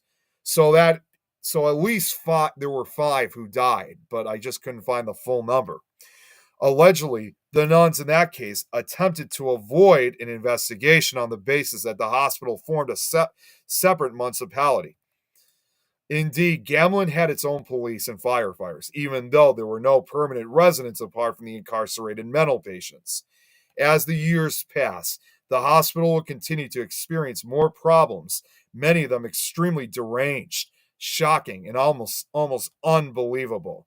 Another rare picture I was able to find of during when it was in its operation days, which goes to show the type of inmates they were accepting. With technological advances, electroshock therapy was invented in Italy in 1938 and quickly spread to other mental institutions, obviously to different countries, and Canada was no exception. Now, additionally, from 1935 to 1964, thousands of orphan children were abandoned or entrusted to the state by a parent or other numerous members of their family. These orphans were raised in facilities like nurseries, orphanages, or psychiatric hospitals ran by Catholic congregations. They were called the Duplessis orphans because the premier of Quebec at the time, Maurice Duplessis, reclassified the children as mental patients and sent them to psychiatric asylums solely to per child subsidy from the federal government. In 1975, the St. John de Duel Insane Asylum took the name of Louis Hippolyte Lafontaine Hospital. In 2013, it was rebranded with its modern name, the Institut Université in Santé Mentale de Montréal. In 1976, okay, I got something mixed up here. Okay, so that was supposed to show up afterwards. In 1976, Hospital St. Jean de Dieu became the Hospital Louis H. Lafontaine. Oh, wait, this is the same stuff again. Okay. The number has declined since the 1980s, and some wings were closed. On October 14, 2011, Hospital Louis H. Lafontaine is designated as a mental university institute. Okay, yeah, now it's just repeating some of the information. Again, I was in a rush getting some of this done, so I don't mind the repeated information. But anyways, the Institut Université in Santé Mentale de Montréal has a history of hauntings and is considered one of the most haunted places in Montreal. Apparitions of former patients in old gowns have been seen along with disembodied voices and phantom footsteps echoing in empty corridors. In addition, Buzzers going off in empty rooms. Floating orbs and flickering lights are a frequent phenomenon. Oh, forgot to fade in with this one. Okay, so anyways, moving down to number 11, Sunnyside Royal Hospital. As one of the oldest psychiatric facilities on this list and the oldest in Scotland, one might think this abandoned hospital is completely decrepit, but the reality is quite the opposite. The building has been maintained quite well, leaving ghost hunters and urban explorers with a treasure trove of wallpapers and old school architecture. After its opening in 1781 by Susan Garner, okay, now the pictures are showing up. After its opening in 1781 by Susan Carnegie as Montrose Lunatic Asylum, Infirmary and Dispensary, it obtained a royal charter in 1810. The original building was situated on the Montrose Links on a site bounded by Barrack Road, Ferry Road, and Garrison Road.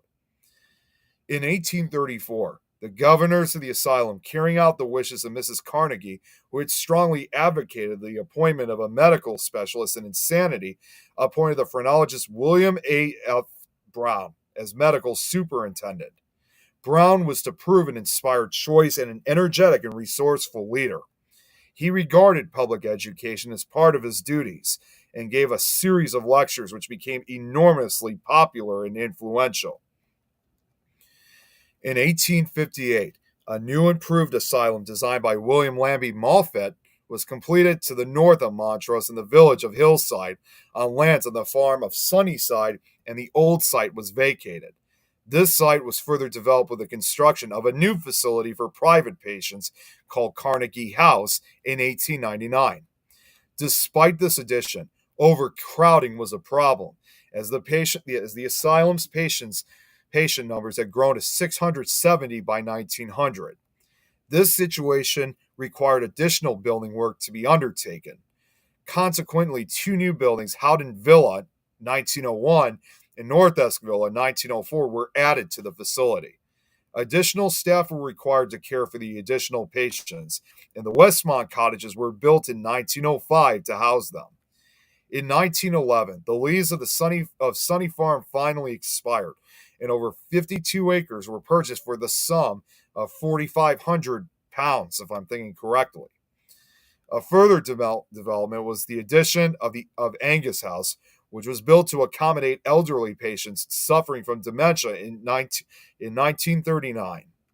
In 1948, the National Health Service 1946 Scotland Act brought the hospital under the control of the Eastern Regional Hospital Board. Its name was changed from the Royal Asylum of Montrose to the Royal Mental Hospital of Montrose. It changed hands several times before becoming Sunnyside Royal Hospital in 1962 and came under the jurisdiction of new management. During the 1950s and 60s, the introduction of new drugs lessened the need for prolonged admission of patients. In addition, the Mental Health Scotland Act of 1960 also significantly altered legislation in respect of mental illness and reduced the hospital grounds on which someone could be detained in a mental hospital. After the introduction of care in the community in the early 1980s, the hospital went into a period of decline, and once patients had been transferred to the Susan Carnegie Center at Stracathro Hospital, Sunnyside Royal Hospital closed in December 2011. Before the asylum's demolition in 2019, ghost hunters were warned from visiting today due to rampant asbestos. Now, the place is now home to what's known as Sunnyside Estate, where luxury flats will fill the old hospital buildings and houses will be erected around the property. In common with other abandoned buildings, the complex became the target of criminals, and much copper and other material was robbed from the upper floors. The place also attracted other unauthorized visitors, including various official and amateur investigators who heard that the hospital was haunted. Whether this rumor of haunting was inspired by its history or dereliction, at least one ex-patient advised the place was haunted by the sound of female footsteps. One Arbroath-based paranormal team, After Dark, refused permission to enter when they asked, on the basis that the buildings were too run down to ensure physical safety. Now, despite its past as a hospital for the mentally ill and its high potential for hauntings, the builders intend on returning the property to its former glory. I know for the most part, most of the old buildings, as I said, were torn down, but I did see that, I think, if I'm thinking correctly, this might be the only, this, which is, I believe, the administration building. This, I believe, is the only known building from the Sunnyside Royal Hospital that's still standing to this day. Everything else has pretty much been torn down. Before I get to the next one, I just want to look at the comments real quick. You see here. Oh, I forgot. I can't click on the comments this time. Pickle Tom! Well, you're a trooper for getting through those words. I'd probably given up by this point. Yeah, you're definitely right, Jeremy. Okay, so now getting to number 10, Hospital Juarez. So this was actually the very last one I had to put onto the slideshow. In Mexico, the Juarez Hospital is one of the most important health institutions in the history of Mexico. It is considered the cradle of surgery in Mexico, in addition to having served in several war events for the care of the wounded. It has two headquarters. Oh, whoops. Sorry, that was my fault. The Juarez del Centro Hospital, the oldest, partially destroyed by the earthquakes of 1985 and later rebuilt, located in La Merced, and the historic center of Mexico City, and the Juarez de Mexico Hospital, built after the earthquakes of 1985, located in the northern area of Mexico City on the National Polytechnic Institute Avenue and the Gustavo A. Madero Mayor's office. Okay, so these pictures were not supposed to show up, but we'll worry about that later. In the 1847 war with the United States, it was necessary to have what was known as blood hospitals to attend to the wounded. With this purpose in mind, General Manuel Maria Lombardini, which was this picture right here on the left, placed at the disposal of the Consular of Hospitals of the Metropolitan City Council of the capital of Mexico, Mr. Jose Urbano Fonseca, which is him right here on the right, the building of the Colegio de los Agostinos de San Pablo, which until then functioned as a barracks. It was then called St. Paul's Hospital. On August 23rd of that year, after the battles of Paderna and Churubusco that occurred 3 days earlier, is considered the date of foundation of the hospital, since it is the first day that wounded soldiers were admitted, who were the first patients of the institution. The Sisters of Charity, who took over the management of the establishment, were in charge of caring for the sick. Sister Michaela Ayanz, I don't know if I'm saying that right, was the first director from 1847 to 1869, and the first doctors were Don Ladislo de la Pascua, priest of the Temple of San Pablo el Viejo, Don Guillermo Santa Maria, a doctor of the same church and a practitioner. It was designed as a municipal hospital and was initially equipped with 60 beds for free patients. Subsequently, in the 19th century, it was used as a clinical field for teaching and provided corpses to the School of Medical Sciences. With the War of Reform, it was again required to help the wounded, and during the French intervention in 1863, it again served to attend war combatants, although this time not only Mexicans, but also the French. Faced with the death of the Benemérito de las Americas Benito Juarez on July 18, 1872, the then Councilor of Mexico City, Garcia Lopez, proposed that the San Pablo Hospital changed its name to the Juarez Hospital, which the City Council approved the following day on July 19th. In 1874, the Sisters of Charity and Sister Michaela Añez, I think that's how I'm supposed to say it right, returned to Europe, leaving the Juarez Hospital without their important support. In 1881, An important remodeling was carried out that included the creation of several rooms that expanded the services that the Juarez Hospital provided to the population. During the tragic decade, I don't know, there might have been someone I might have missed, but okay, somebody received wounded and hundreds of corpses to be incinerated. Okay, so then in 1947, the Juarez Hospital celebrated its first century of life. So part of the celebrations included a major remodeling and construction of new buildings.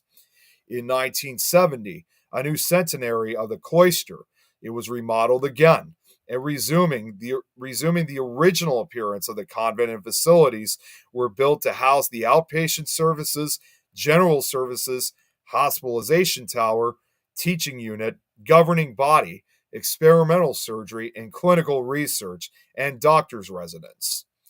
The 1985 earthquake in Mexico, which the hardest hit obviously was Mexico City, toppled one of the hospital's buildings, leaving countless victims among medical staff, administrative staff, patients, and visitors. The government of the Republic allocated funds to the Ministry of Health of Mexico to build new facilities since the San Pablo building was disabled for such functions. While the new headquarters was being built, it was divided into 4 units in different areas of the city, Juarez 1 to Juarez 4 until September 1989, when the new home of the Juarez Hospital was inaugurated.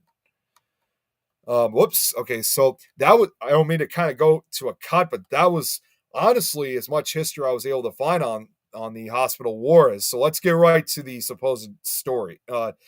Legend that's associated with this hospital. This picture wasn't supposed to show up right now, but well, it doesn't matter. La Plancheta,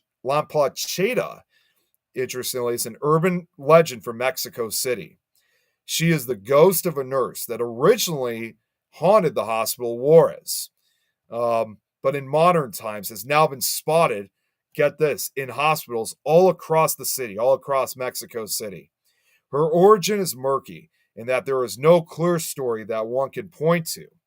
Now, if I'm thinking correctly, even though her origin is kind of up in the air, when I found this picture, supposedly this was actually supposed to be her. And based on the attire and the time this photo was taken, I'm going to assume this most likely was taken back somewhere around the 1920s, early 1930s, maybe late 1910s. So somewhere around that period. Just before I get to the next one, let's see real quick. Thank you, Kate. Well, ain't no party like a Nick Files party. All right, before I get to number 9, because I've been doing a lot of talking now for a while, I need a quick drink.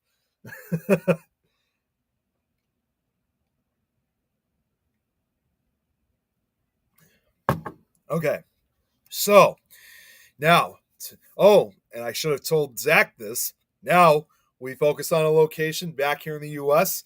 that's within Zach and Adrian's state, not too far from them, in fact. Which goes to number 9. Denver Veterans Administration Medical Center. Let's see here. The Denver Veterans Administration VA Medical Center, another veterans hospital, located in Denver, Colorado, was built in 1948 and opened in 1951.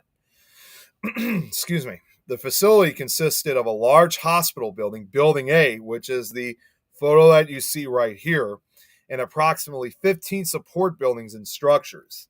The DVAMC, which changed over time to meet evolving medical care requirements and technologies, was the primary VA facility in Colorado for over 50 years. 2 major policies shaped post-war VA hospital construction. New VA hospitals were constructed in urban areas and affiliated with medical schools. This was a significant change for the decades-long policy that emphasized the construction of hospitals in rural areas and independence from other healthcare facilities. Post-war VA hospitals were also constructed based on standard designs developed by VA architects. The DVAMC met all of these conditions. The VA built the DVA-MC in the well-established Hale neighborhood within the city's urban core and adjacent to Colorado Boulevard, a state highway. Construction of the hospital completed the infill of the neighborhood and allowed the facility to serve the city's veteran population, which had grown exponentially after the war. Moreover, the medical center was located between two existing medical complexes. The University of Colorado Hospital Medical School bordered the DVA-MC to the west. The association with the medical school was vitally important to the Veterans Administration's post-war vision in which the agency worked cooperatively with medical schools. Another hospital, the Rose Medical Center, was east of the DVA-MC. The three medical institutions created a large area that was dedicated to cooperative medical care and instruction. In the early 2000s, the DVA-MC couldn't provide the most effective care to patients, and we're also doing 1,500 non-emergent surgeries monthly. Therefore, the place shut down was bought by the government for $41.2 million.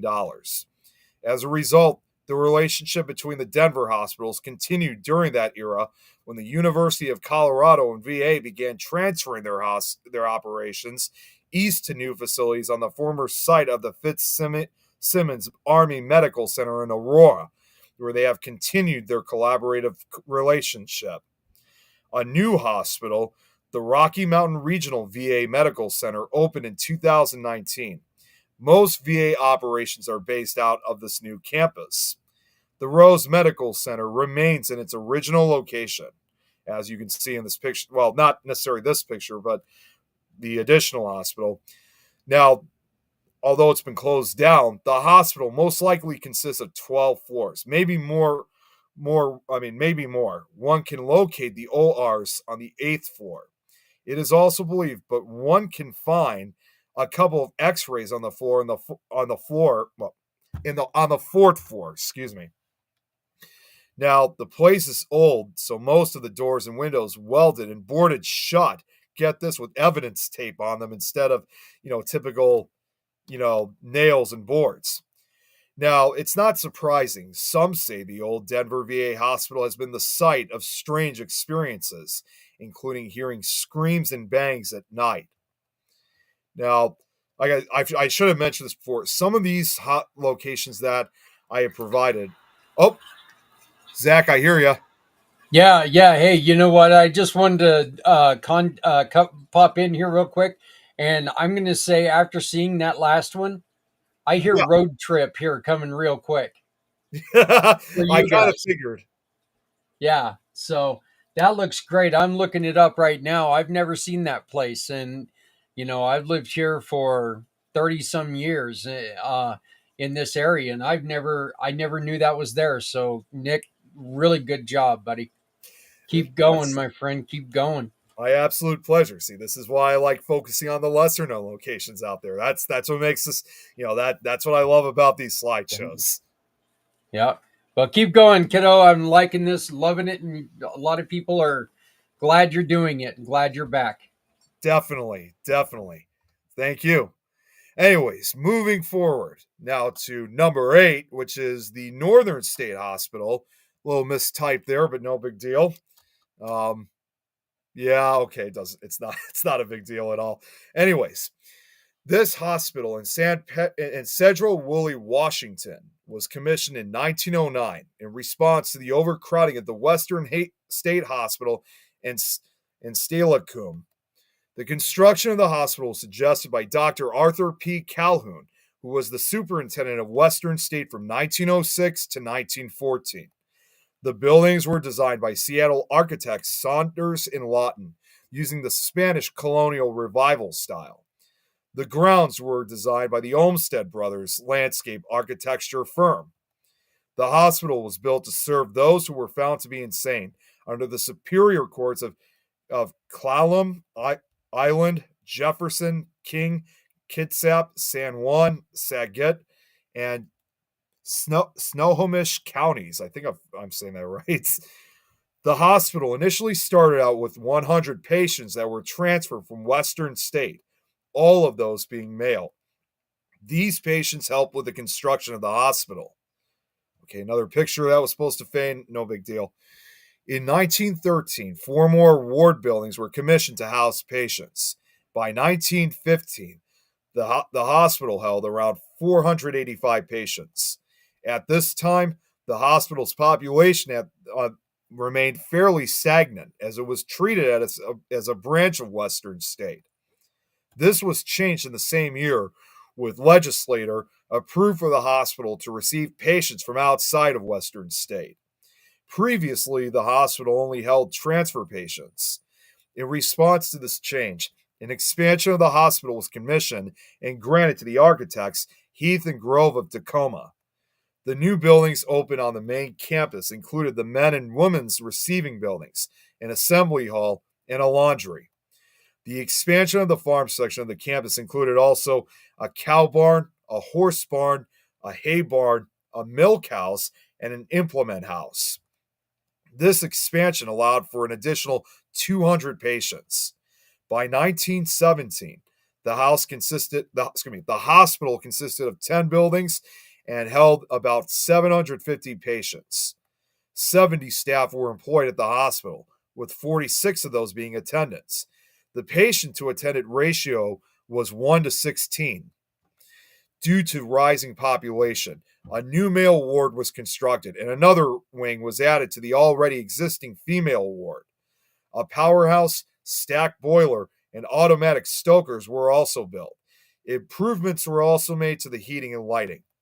This expansion was proposed in 1917, but this was delayed due to World War I, with the buildings being completed in 1919.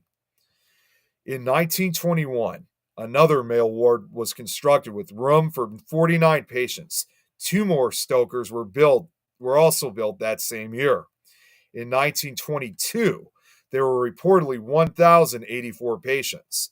The hospital was closed in 1973 under the direction of Governor Dan Evans due to state budget cuts. The last patients left the hospital on that year of August 16th. The closure led, unfortunately, to the loss of 500 jobs by hospital staff. The remaining patients were transferred to Western State Hospital, while others were released to the general public. Now, sadly, in spite of in spite of probably getting some of the care that they needed, still, countless patients perished at Northern State. Rarely were the bodies claimed by families, and so their disposal was left to the state. Those who were known to be Protestant were cremated in an on-site furnace. Hundreds of these cremains, or excuse me, I'm sorry, not cremains, okay, were later found, get this, in tin cans bearing their patient numbers. Rumors say that the remains were packaged in the hospital's canning facility by other patients. Most patients, however, were buried in the asylum's 1.5 acre plot. According to hospital records, 1,487 bodies are buried on the grounds of the asylum. While the graves once did bear the names of those below ground, the swampy soil has caused the majority of the headstones to retreat into the ground, leaving the bodies of the dead totally unnamed. So they've practically been exposed to the elements. Efforts are currently underway to exhume the bodies, identify them, and give them a proper burial. Whoops. Okay, here we go. For a second, I forgot to take out mental state. It was supposed to be just Northern State Hospital. With so much suffering, death, and disregard for human life, the abandoned land is crawling with reports of strange happenings. Most of those who were admitted, unfortunately, weren't actually suffering from severe mental illness and were sent to the asylum to live out the rest of their lives under lock and key. Although, again, I was able to find that there wasn't as much negativity like you'd see in a lot of these other hospitals, there were still rumors that they were likely experimented on, perished in the hospital, and buried or cremated right on site. It's hard to believe that these would be happy spirits. Those who dare visit the asylum grounds report strange phenomena such as cold spots, the feeling of being watched, disembodied voices, and the feeling of being touched. Some have seen strange shadows darting around the graveyard. The most commonly encountered entity is that of a young girl with a red ball and a man chasing after her. They've been seen running about the property, though some report the girl standing alone in the graveyard as well. Just before we get to the next one, whoops. Okay, let me just see. Okay, my eyes are growing very happy. All right, thanks, Jeremy. I appreciate it. You have a great night. Take care. So now, moving forward to number 7, what's known as the Pool Park Asylum. This is first one. Yep, that's exactly what I figured where it was. Located in the small village of Clondonwood in North Wales. This former mental hospital hasn't housed patients since 1989. The circa 30-acre plot was the site of a substantial hall and farm, which became dilapidated, but a manor house dating back to 1824, so 200 years almost, exact, along with a coaching house, neighboring boiler block, and lodge house remain on site. The manor, complete with a beautiful staircase and intricate details, was a family home in the 1800s, before it was accommodated overflow patients from Denver Insane Asylum in the 30s and 40s. The estate of Pool Park, spelled park in Welsh, began as a deer park for the nearby Ruthin Castle. Following its time as a hunting ground, the property was passed between a series of wealthy landowners. The elegant mock Tudor style manor house that still stands today was constructed in 1862 for the second Lord Bagot, which is this is obviously one of the earliest pictures I was able to find of this. In 1937, the house was sold to the North Wales County's Mental Hospital, which was in need of a second location to house overflow patients from the nearby Denver Insane Asylum. Pool Park held 87 patients at capacity, but in times of need had as many as 120. For a brief stint of time during World War II, the grounds also held a prisoner of war camp. It later became an asylum before closing in the 1980s. It had stood empty since then and became popular with ghost hunters. Today, the solid wooden floors and intricate wood paneling have rotted due to water damage. The house had been looted for lead and copper, and its ceilings are dripping water and shedding plaster. One will be pressed hard to find an intact window. However, a beautiful old staircase still remains, spilling down 2 flights of stairs into a grand entrance hall, a real pleasure despite the debris.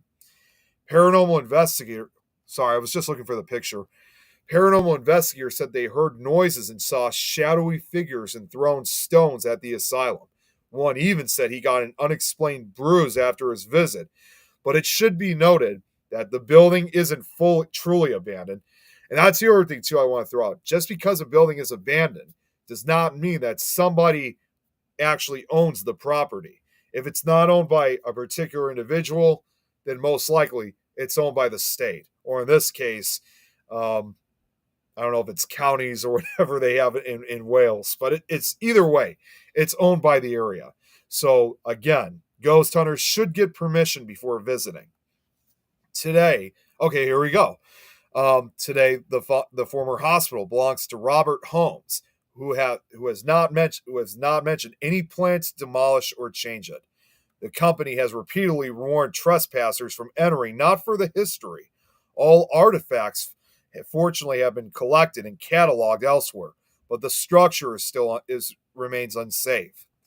But it definitely has a very haunting look to it, I got to admit. It's just one of those locations that, not a very big location, but just has a very historic and haunted look to it. It's shrouded in the trees. There's nothing but woods surrounding it. So that is kind of like, that is like your classic haunted hospital, just shrouded in mystery. Moving forward next to number 6, the New Sham Park Hospital. And I believe this might be the one that might last. It's not going to last terribly long, but this was the most amount of information I was able to find on this. I just wanted to make a quick check on, okay, not much in the comments.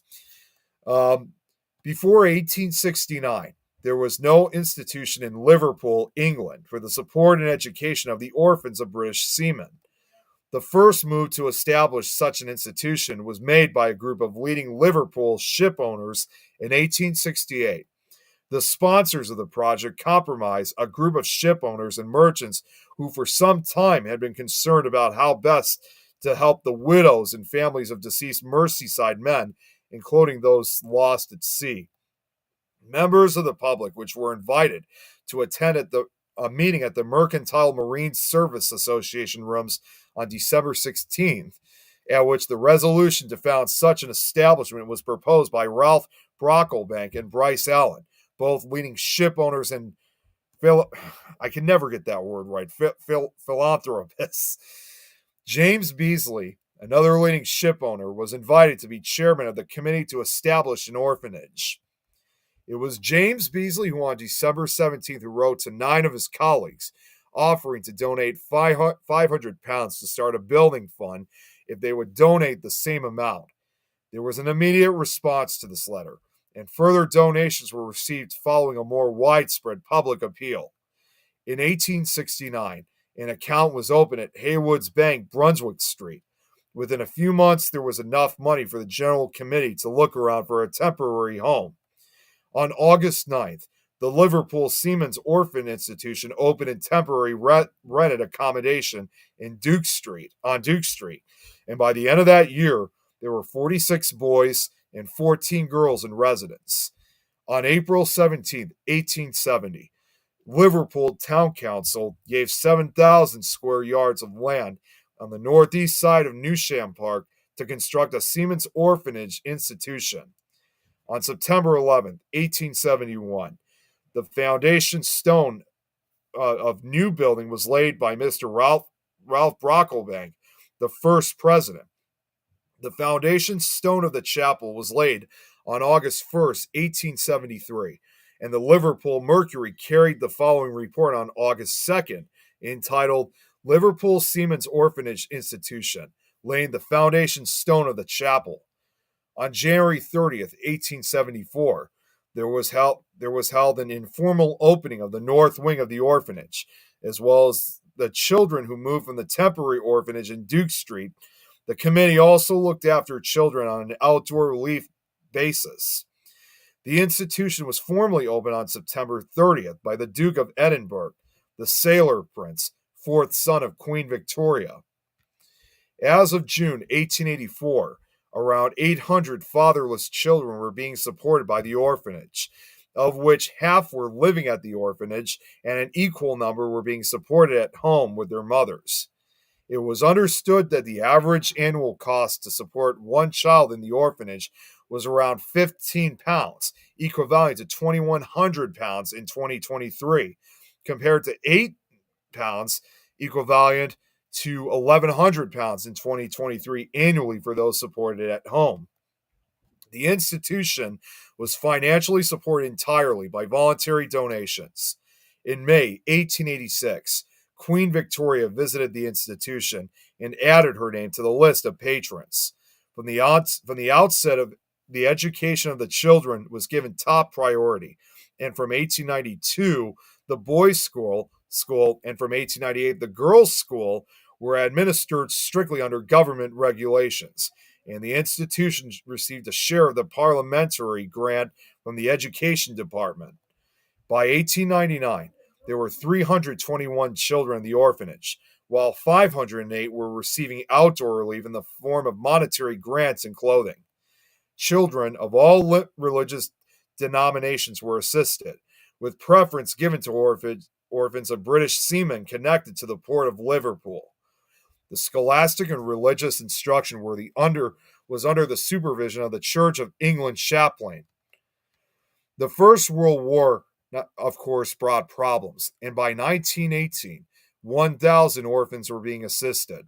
Royal appreciation of the work was shown from time to time by visits to Newsham Park, and following a visit by Queen Mary and the Princess Royal in 1921, George V bestowed upon the institution the title Royal, and granted it a royal charter of incorporation. In the interwar years, the institution made continued progress.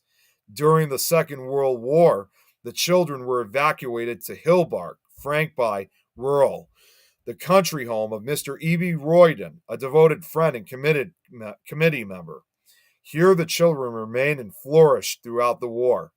In 1946, preparations were made for a return to Newsham Park, but with the great expansion of the country's social service schemes, many surviving parents were understandably reluctant to place their children in the orphanage. This led to a gradual decline in the number of resident children. New laws prohibited children under 11 years of age from being educated at the same school as older children, and young children from living in an institutional school. Despite Newsham Park's endowment, financial difficulties were increasing, and there seemed little prospect of bridging the widening gap between income and expenditure. As a result, the orphanage was closed on July 27, 1949, while continuing to implement the objectives of the founders in providing means for the education and maintenance for the children of deceased British Merchant Navy seamen. Places in various schools were found for those being housed and educated at Newsham Park. Most were transferred to the Royal Merchant Navy School at Bearwood, fees, etc., being borne by Newsham Park. The sale of the premises at Newsham Park to the Ministry of Health for use as a hospital, realized at £125,000 in 1951, proceeds were forwarded to the charity commissioners for investment. That the committee continued to provide support to orphan seamen children on a new resident basis, thus continuing to pursue the original objectives of the institution's founders with special emphasis on education. Newsham Park's hospital opened its doors in 1954. The hospital developed its own psychiatric department and received an influx of patients with severe mental problems. The work of the institution in providing for the relief and education of the orphan children of seamen continues today, and in 1969, the institution celebrated centenary. The hospital officially stopped taking new patients in 1988, and by 1992, all remaining patients and staff were relocated. In that same year, with the closure of the Rainhill Lunatic Asylum, the inmates were moved to Newsham Park Hospital, taking up 90% of its space. £1.6 million were spent on the hospital so it could house its new patients. There are still notices posted on boards in the school block and paperwork on the property that are dated 1996. All records of patients and staff have been closed for 100 years since 1997, when the building was finally vacated of patients and staff. In 1990, that same year, the property was bought in auction by a property developer. In 2004, a plan by its owners, Gateway Properties, to develop the building into flats was defeated by local regeneration campaigners, and in July 2007, the site was put up for sale. The site is now owned by property developer Angle Farm Limited. Okay, I guess I didn't have a picture for that one. Their associates Land Ecology Limited have submitted a planning application to convert and refurbish part of the historic building into an events venue, including kitchen facilities, dining restaurant and bar, function and seminar facilities, external seating area, and all associated works. But perhaps, not surprisingly, Newsham Park Hospital is also rumored to be haunted. Perhaps the paranormal activity, like disembodied voices and inexplicable footsteps, comes from its time as an orphanage during World War II, when, sadly, typical of these hospitals, when traumatized children were punished harshly and separated from their siblings, rather than cared for with love and empathy. Employees and visitors have reported seeing ghosts and hearing strange noises. Reported sightings of ghosts included that of a small child on the top floor corridor and shadowy figures on Ward G. Visitors to the basement have reported an uneasy feeling and dragging noises have been heard from the dining room while nobody is there. Empty wheelchairs and corridors. I'm not sure. I guess I must have missed something on that one. Distant voices, shadowy figures in stairwells, tools disappearing and reappearing in different parts of the building, a child's singing voice, and ghost hunters can even stay overnight at this abandoned hospital, where the schoolhouse, nurses' quarters, and chapel are all supposedly the most active. So now moving down to number 5, and now this is definitely one that I'm sure most of us have not heard of, unless you guys have lived in this those who live in this country, a location that's called Harstolen. If I'm saying that correct, I hope I'm saying that correctly, because this location, Harstolen, formerly Leicester Sanatorium, was a tuberculosis sanatorium and later psychiatric hospital in Norway, established in 1902. Located on a remote hill some 500 meters above Jordan in Luster-Sagen, a 5,000 square meter large building. The sanatorium had its own water power supply, and it was accessed by an aerial tramway. The sanatorium had about 150 patients at any given time and about as many employees, with about 15,000 total patients until its repurposing in 1958, and was the largest one in Norway. Attendant treatments of tuberculosis included being exposed to dry and fresh air, and surgical interventions such as plombage of the lungs and the removal of ribs, until antibiotics led to a revolution in the treatment of the disease in the 1940s. The average time of the sanatorium was 135 days. Between 1895 and 1955, sadly, about 250,000 Norwegians died from tuberculosis. Drawn by one of the leading architects from Bergen, Adolf Fischer, the sanatorium was originally just repeating information again, was originally accessed by a now defunct aerial tramway, but a road was later constructed to the site. The main building was expanded several times, and several more buildings were constructed around the sanatorium, including workers' residency, a chapel, a morgue, and a stable. There was also a bakery, a cinema, and a library, a well-maintained park, and the rooms had water closets and bathtubs, which was not common in Norway at the time. Before I continue with just describing with the history of this particular hospital in Norway, I'm pretty sure it's giving some of you guys Waverly vibes. If anything, I kind of see, excuse me, I pretty much see this location as Norway's Waverly Hill Sanatorium, if you look at it very carefully.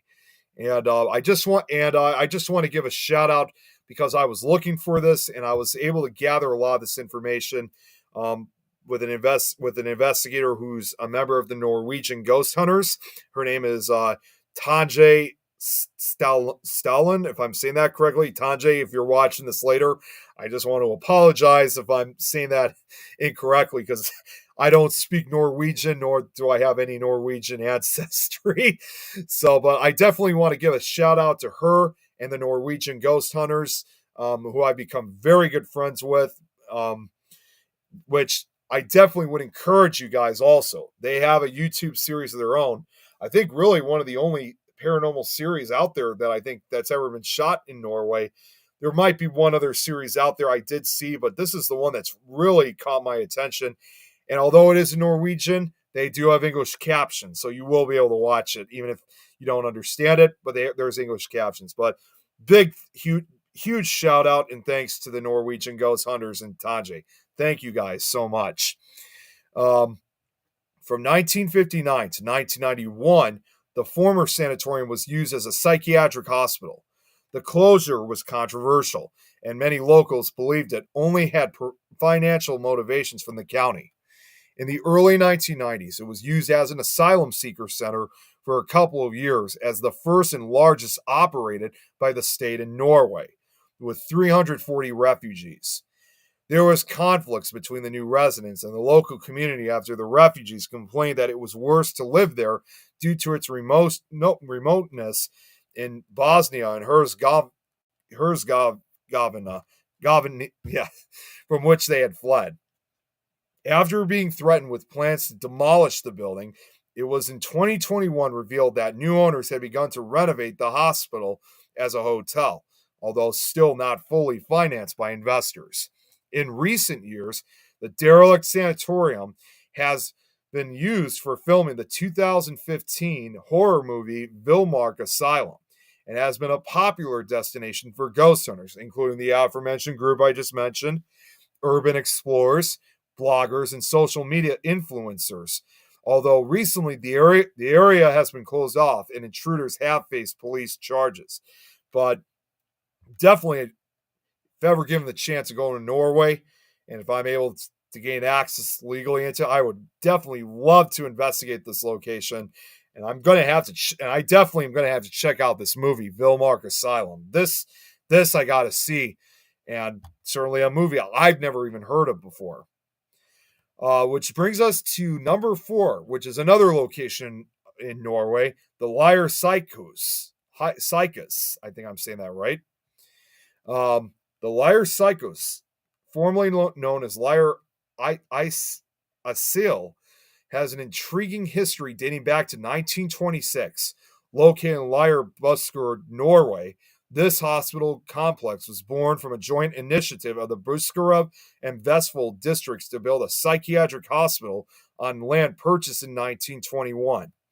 The architect Victor Norden, already experienced in designing hospital structures, designed the ring of buildings in neoclassical style with Jugendstil influences. The hospital consisted of 8 large main buildings and some accessory structures such as a gatehouse and a chapel.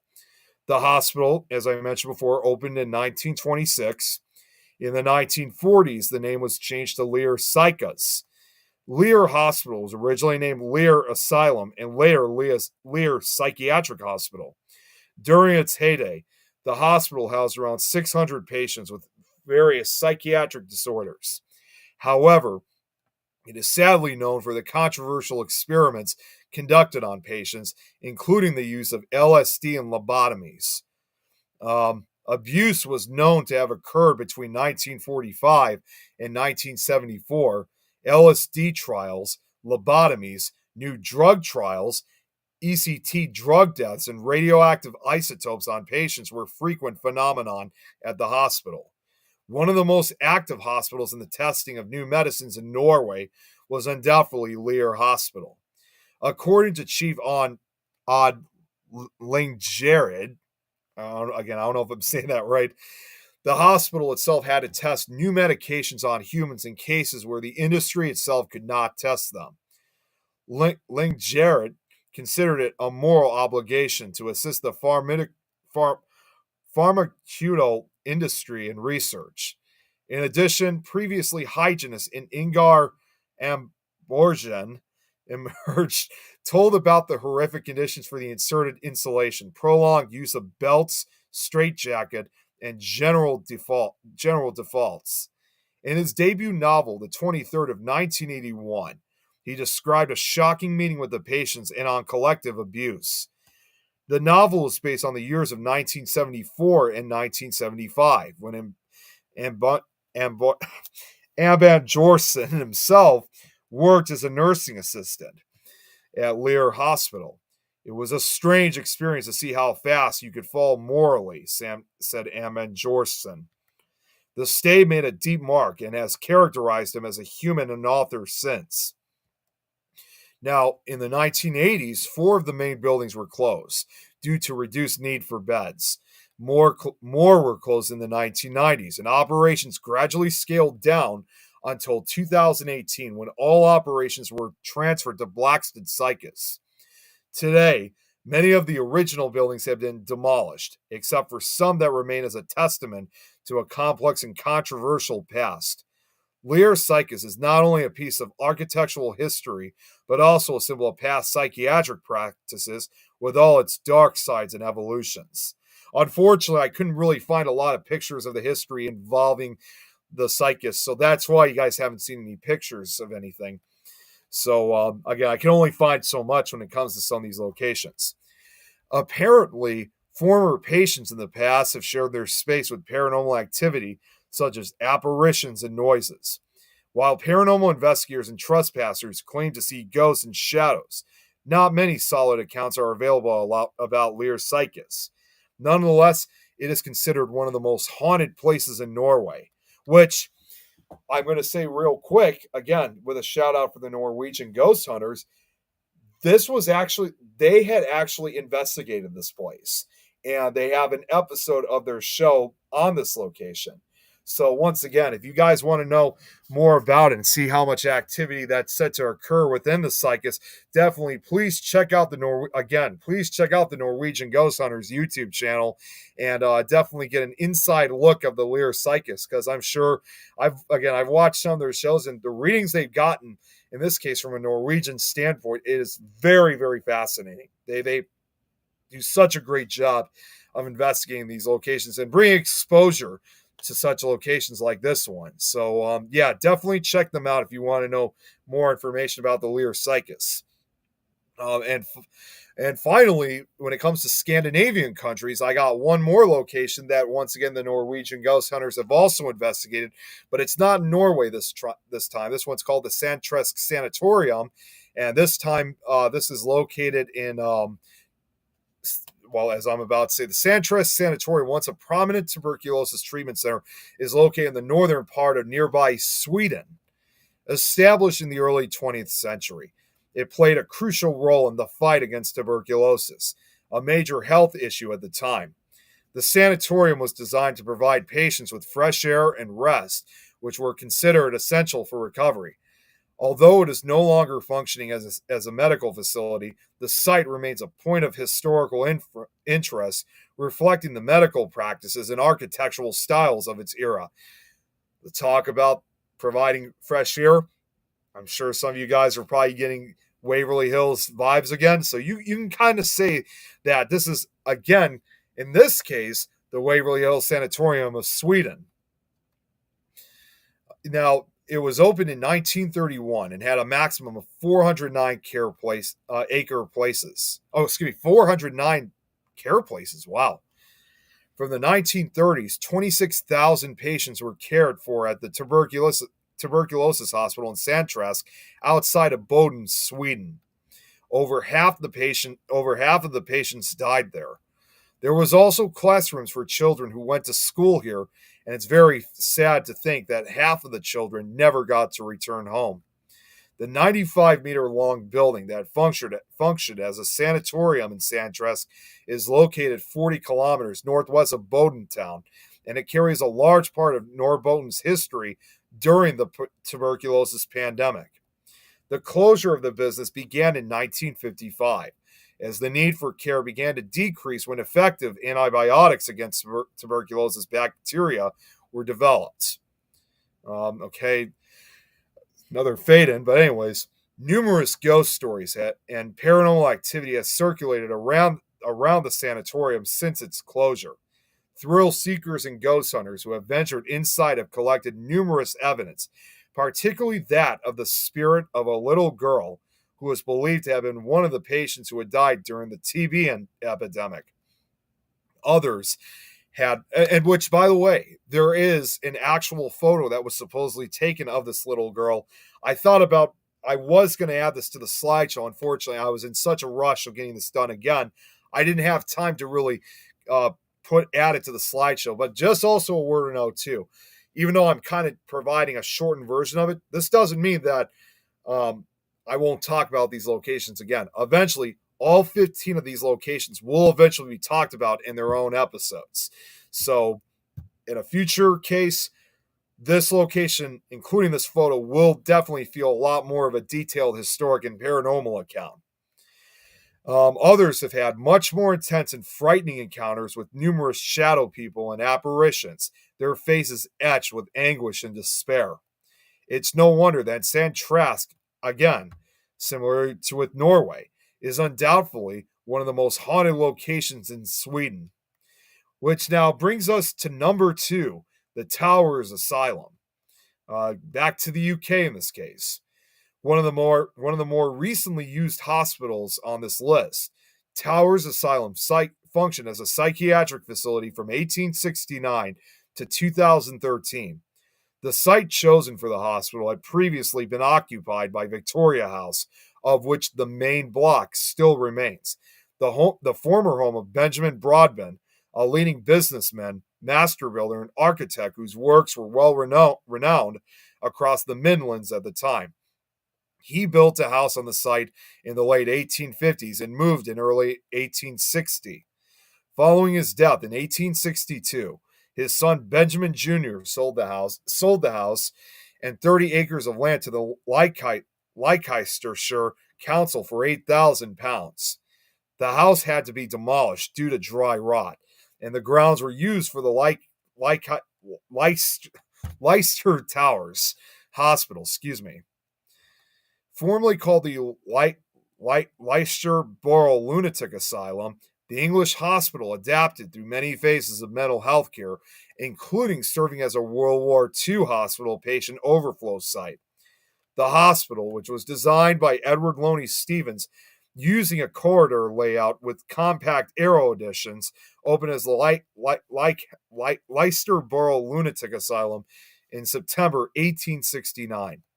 An extension to the male ward, designed by George Thomas Hine, was completed in 1883, and a corresponding extension to the female ward, also designed by Hine, was completed in 1890. A bathhouse, also designed by Hine, was added in 1913. The facility became the Leicester, okay, I think I got that right now, Leicester City Mental Hospital in the 1920s. It was also another site of overcrowding and rampant sedation techniques that left the mentally ill in inhumane conditions, in addition to not receiving proper care for their illnesses. 3 detached villa properties built in the 1930s were made available to the emergency medical service during the Second World War. It became known as Towers Hospital in 1947. The facility joined the National Health Service as the Towers Hospital in 1948. After the introduction of care in the community in the early 1980s, the hospital went to a period of decline, in which it closed its beds in 2000 and closed entirely in April 2013. The administration building, which became known as George Hine House, was converted for a ski-free school in 2014.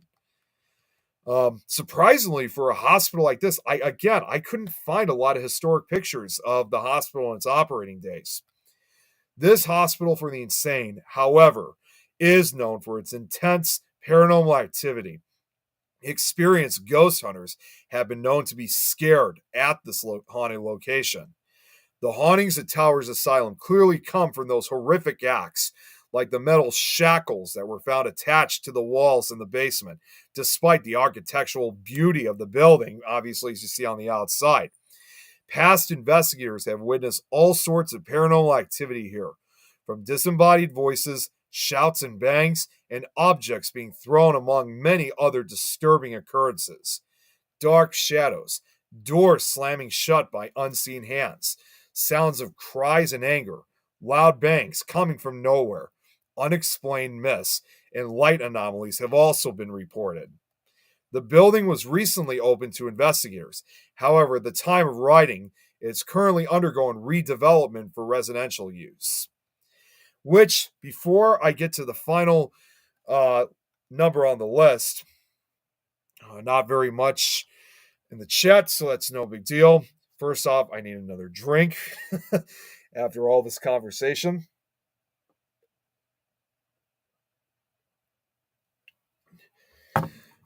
Okay, which brings us to our final location, which this one is kind of a little bit more familiar, but I don't think has received much of the same familiarity like you see with Waverly Hills or Wildwood, as examples. And that number 1 would be Danvers State Hospital, which most of it actually no longer exists, but we'll get to that in just a short minute or so.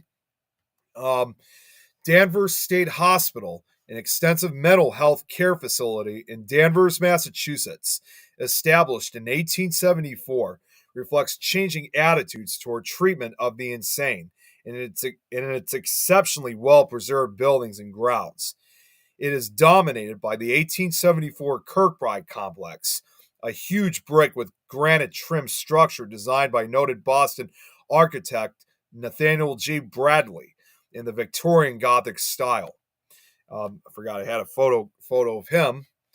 Closely modeled on the precepts of Thomas S. Kirkbride, and includes space for patients, attendants, and administration, reflecting a centralized approach to care. Later, buildings such as the male and female nurses' homes represent the segregation of patients and staff. The male and female tubercular buildings in the Bonner Medical Building represent specialization of medical treatment. The cottages, repair shops, and farm buildings represent an increased self-sufficiency for the hospital. An emphasis on occupational therapy and increased dispersal of the hospital population. When built, it represented the latest contemporary advances in technology and in engineering as well as architecture. Later additions reflect changes in mental health care philosophy and was contribute to an understanding of the overall functioning of the hospital. Historically, Danvers State Hospital is significant for its leading role in treatment for people with disabilities, including an advanced occupational therapy program, early training facilities for staff, and a long-term concern with community health issues.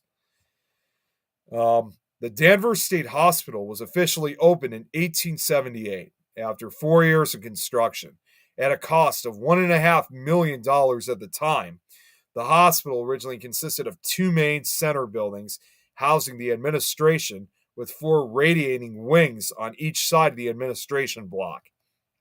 The kitchen, laundry, chapel, and dormitories for the attendants were in a connecting building in the rear. Middleton Pond supplied the hospital its water. On each side of the main building were the wings for male and female patients, respectively. The outermost wards were reserved for the most hostile patients. Over the years, newer buildings were constructed around the original Kirkbride, and the alterations were made to the Kirkbride itself, such as a new gymnasium/auditorium on the area of the old kitchens and multiple solaria added onto the front of the wards. Most of the buildings on campus were connected by a labyrinth of tunnels. Many of the Commonwealth institutions for the developmentally delayed and the mentally ill at the time were designed with tunnel systems to be self-sufficient in wintertime. There was a tunnel that ran from a steam power generating plant, which still exists to provide service to the Hogan Regional Center, located at the bottom of the hill, running up to the hospital, along with tunnels that connected the male and female nurses' homes, the Gray Gables, Bonner Medical Building, machine shops, pump house, and a few others.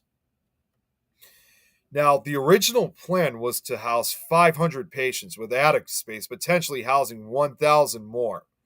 By the late 1930s and 1940s, over 2,000 patients were being housed, and overcrowding was severe.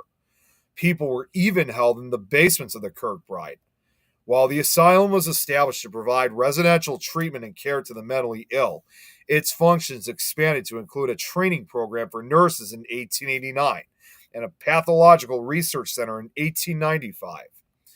In the 1890s, Dr. Charles Page, the superintendent, declared mechanical restraint unnecessary and harmful in cases of mental illness. By the 1920s, the hospital was operating school clinics to help determine mental deficiency in children. Reports were made that various inhumane shock therapies, lobotomies, drugs, and straitjackets were being used to keep the crowded hospital under control. Sorry, if you guys heard that noise, that was my cat jumping by. Slanks. Anyways, this sparked controversy, not surprisingly. During the 1960s, as a result of increased emphasis on alternative methods of treatment, Slinks, get out of here, deinstitutionalization and community-based mental health care, the inpatient population started to decrease. Massive budgets cuts in the 1960s played a major role in the progressive closing of Danvers State Hospital. The hospital began closing wards and facilities as early as 1969.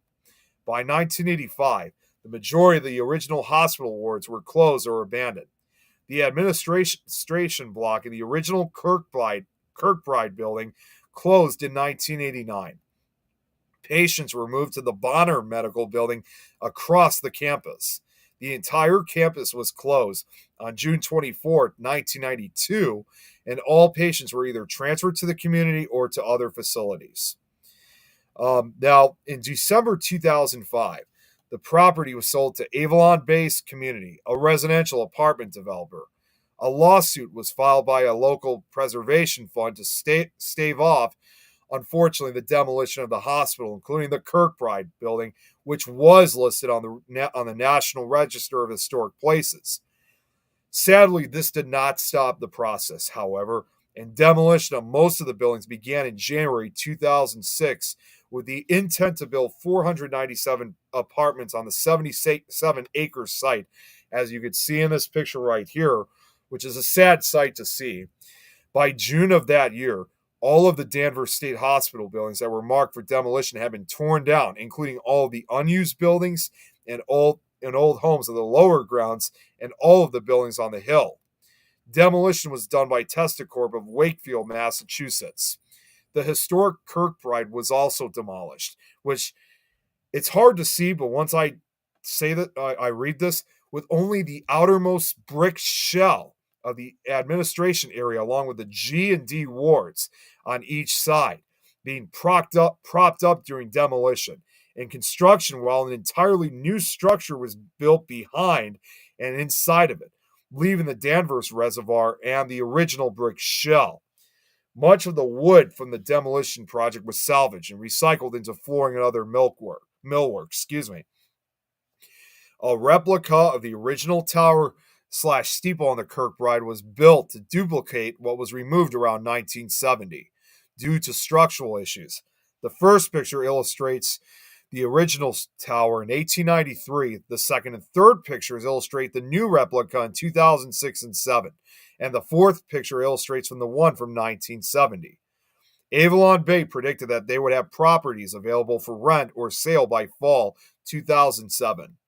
On April 7th of that year, 4 of the adjacent complex buildings and 4 of Avalon's base construction trailers burned down in a large fire visible from Boston,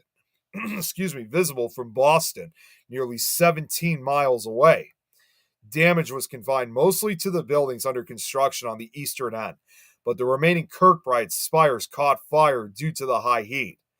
The tunnel leading up from the power still exists, but is blocked at the top of the hill.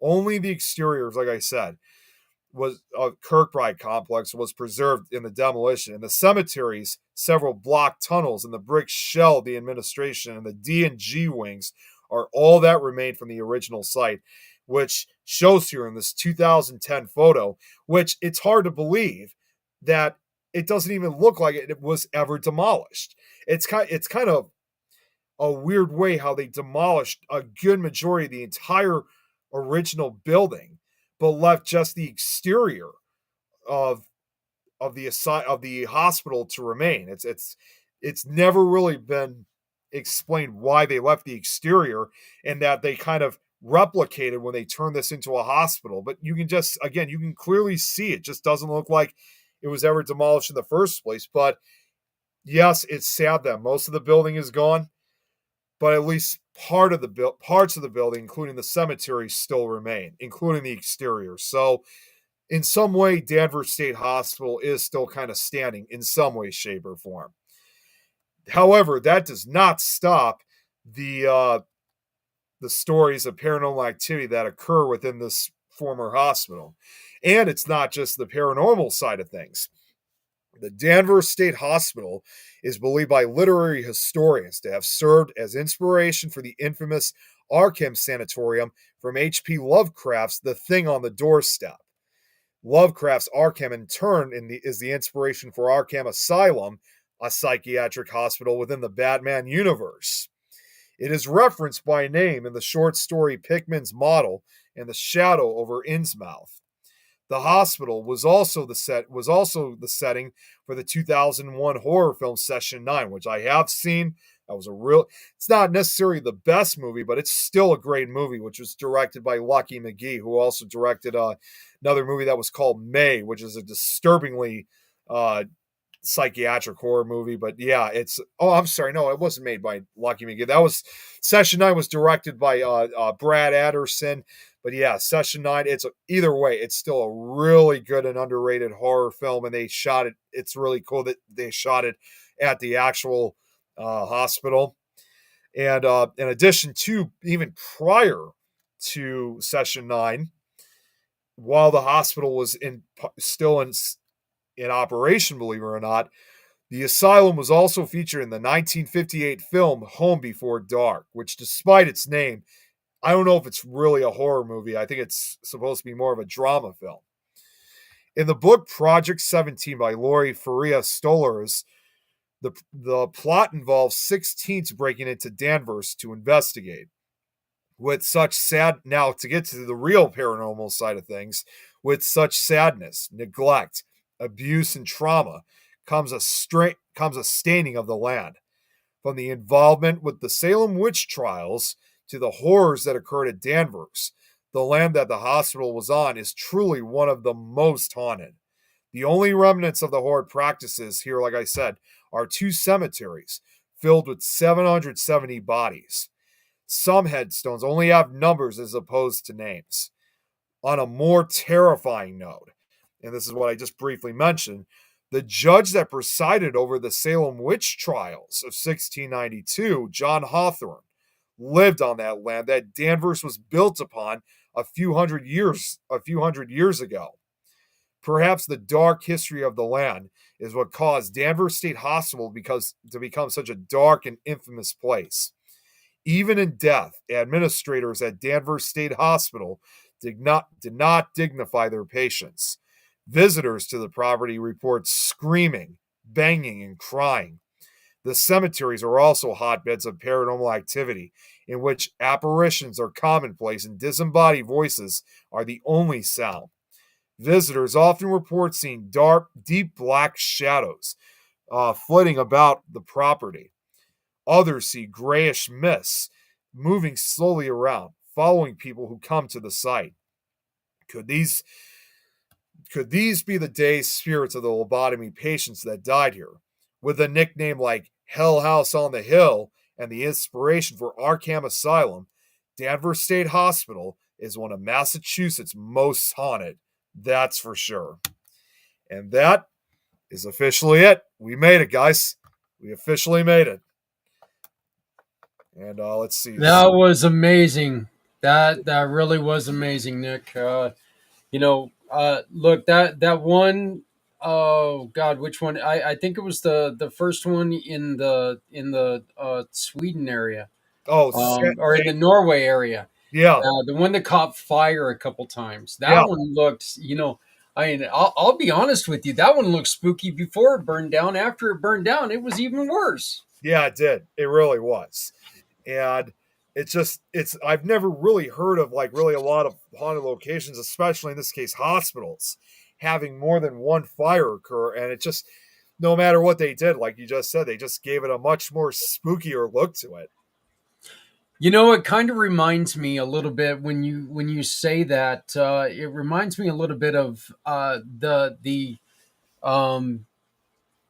for Rasputin, and I don't know if you know the story about him, but he was basically like a witch doctor for the last emperor of Russia, okay, and his wife, and they ended up shooting him, stabbing him, drowning him before he died. The man just wouldn't die. They tried to poison him, I believe. But yeah, they tried to kill him a couple times before he finally died. But he was one of those guys who was into a lot of the, like doing a lot of the witchy kind of stuff. So witchcraft, yeah. and yeah, and that the story of him, the story of the whole family is just tragic all around. Yeah, But it really is. I've heard of a few things about it, but I haven't really heard too many details. So that's something I'm going to have to definitely look into. yeah, he's definitely one of the, I mean, when you want to talk about people like, people who just have a mysterious way about him, I think he I think he kind of tops the charts. Yeah, You got, yeah, you got someone like him. You got someone, of course, you got all the classics to me, like Genghis Khan. oh, Genghis I mean, Khan. Yeah, he and his life.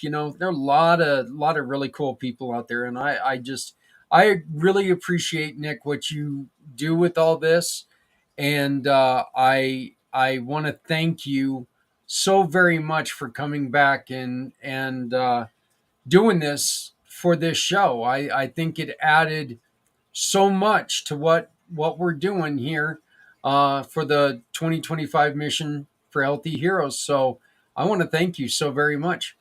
yeah, my absolute pleasure. Thanks for letting me come on and do this again. And I'm already looking forward to obviously what it's going to be like for next year, which I've already kind of coming up with some ideas already for next year. One of them, ironically, because on one of the shows I did from the UK with Lois and Wayne and a few others from a few days ago, we were talking about haunted battlefields. I thought, you know what, that would Yeah, probably make another great addition for this event for next year.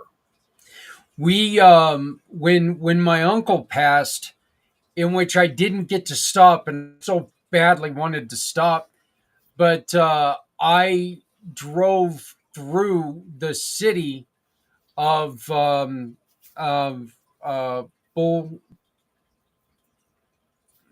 Custer. Where'd Custer die? I'm tired. Uh, Bull Run. George Custer. Oh, damn it! I can't. I'm drawing a blank. The big Indian massacre of George Custer. Oh I yeah, yeah, okay. I had we drove through there, but unfortunately the weather wouldn't allow me to stop.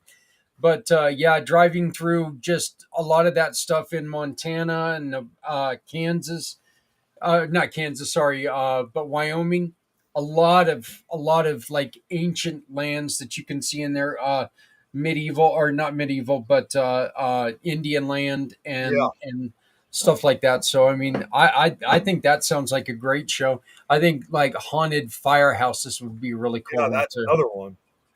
So, but well, And Nick, eventually, these locations again, they're going to get their own episodes because obviously, I was just kind of more presenting just more of a cut down to it. So these locations definitely will be reviewed again in future episodes. I already written them on my list. yeah, well, you know what? When you do that one in when you do that one that we were talking about, the one in Sweden, Yeah, or let me know. I definitely want to pay attention for that one if it's because possible, I could even try to talk to the. Because I sometimes show videos on the slide for like when it comes to paranormal stuff. I might even be able to get their permission, to even show some of their show, of what they may capture in it. So I might be able to provide an investigation video. As far as I know, I think that's the only. I think that might be the only recorded investigation that I know of that they've done at that location. no, I'm looking forward to anything and everything that you do, Nick. Like I said, the programs that you put out are so cool. I'm a history buff. I love history. So when you add the history to the paranormal, it just it gives me something to be excited about because I do like the history. I just love the history. So, So but do I. Nick, again, thank you so very much for being part of this. Let's work on next year and let's get this done again. Okay, buddy? Sounds good. Thanks again for having me. Not a problem. Have a good one. You as well. Take care. All right, goodbye. I want to thank Nick for doing this. I want to thank Nick for being part of this. I want to thank all of you, every single one of you, who have spent a little bit of time with us today. It's been a long show. I can attest to this. I know it has. Um, I sat here the entire time and watched Nick talking about that, and I was quite honestly, I was enthralled with that. Look, like I wasn't joking. I love the history.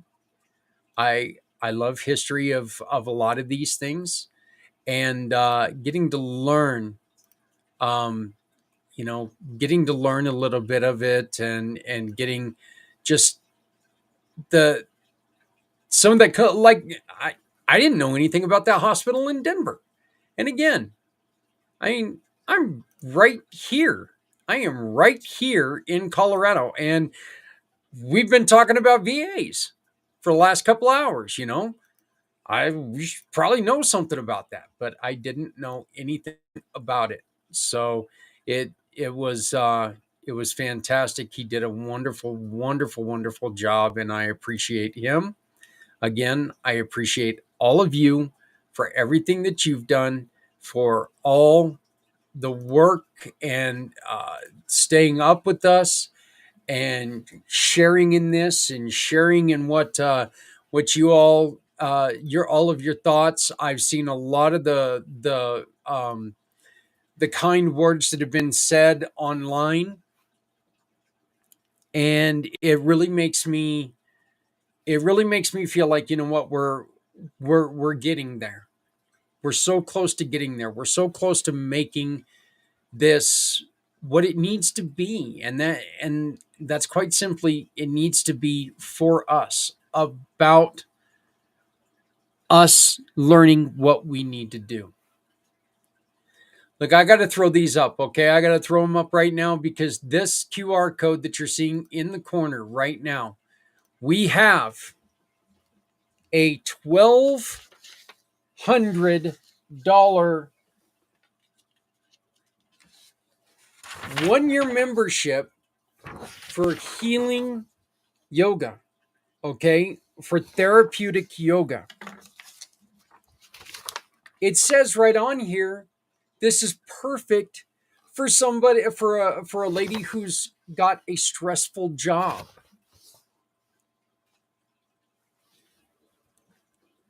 Ladies, life is stressful enough as it is. If you're working on top of that, this would be perfect for you. All you have to do is scan the QR code in the corner, okay? You scan that code, you go on there, make a comment about what you've seen, what's going on, donate if you can. Scan but just scan it, go on there, leave a message for our heroes in support, leave a message about the show. Somebody who leaves a message from now until 1 hour and 55 minutes from now, somebody is walking away with a $1,200 therapeutic yoga 1-year membership. We've still got 4 month cards. We've still got other things that we haven't even talked about.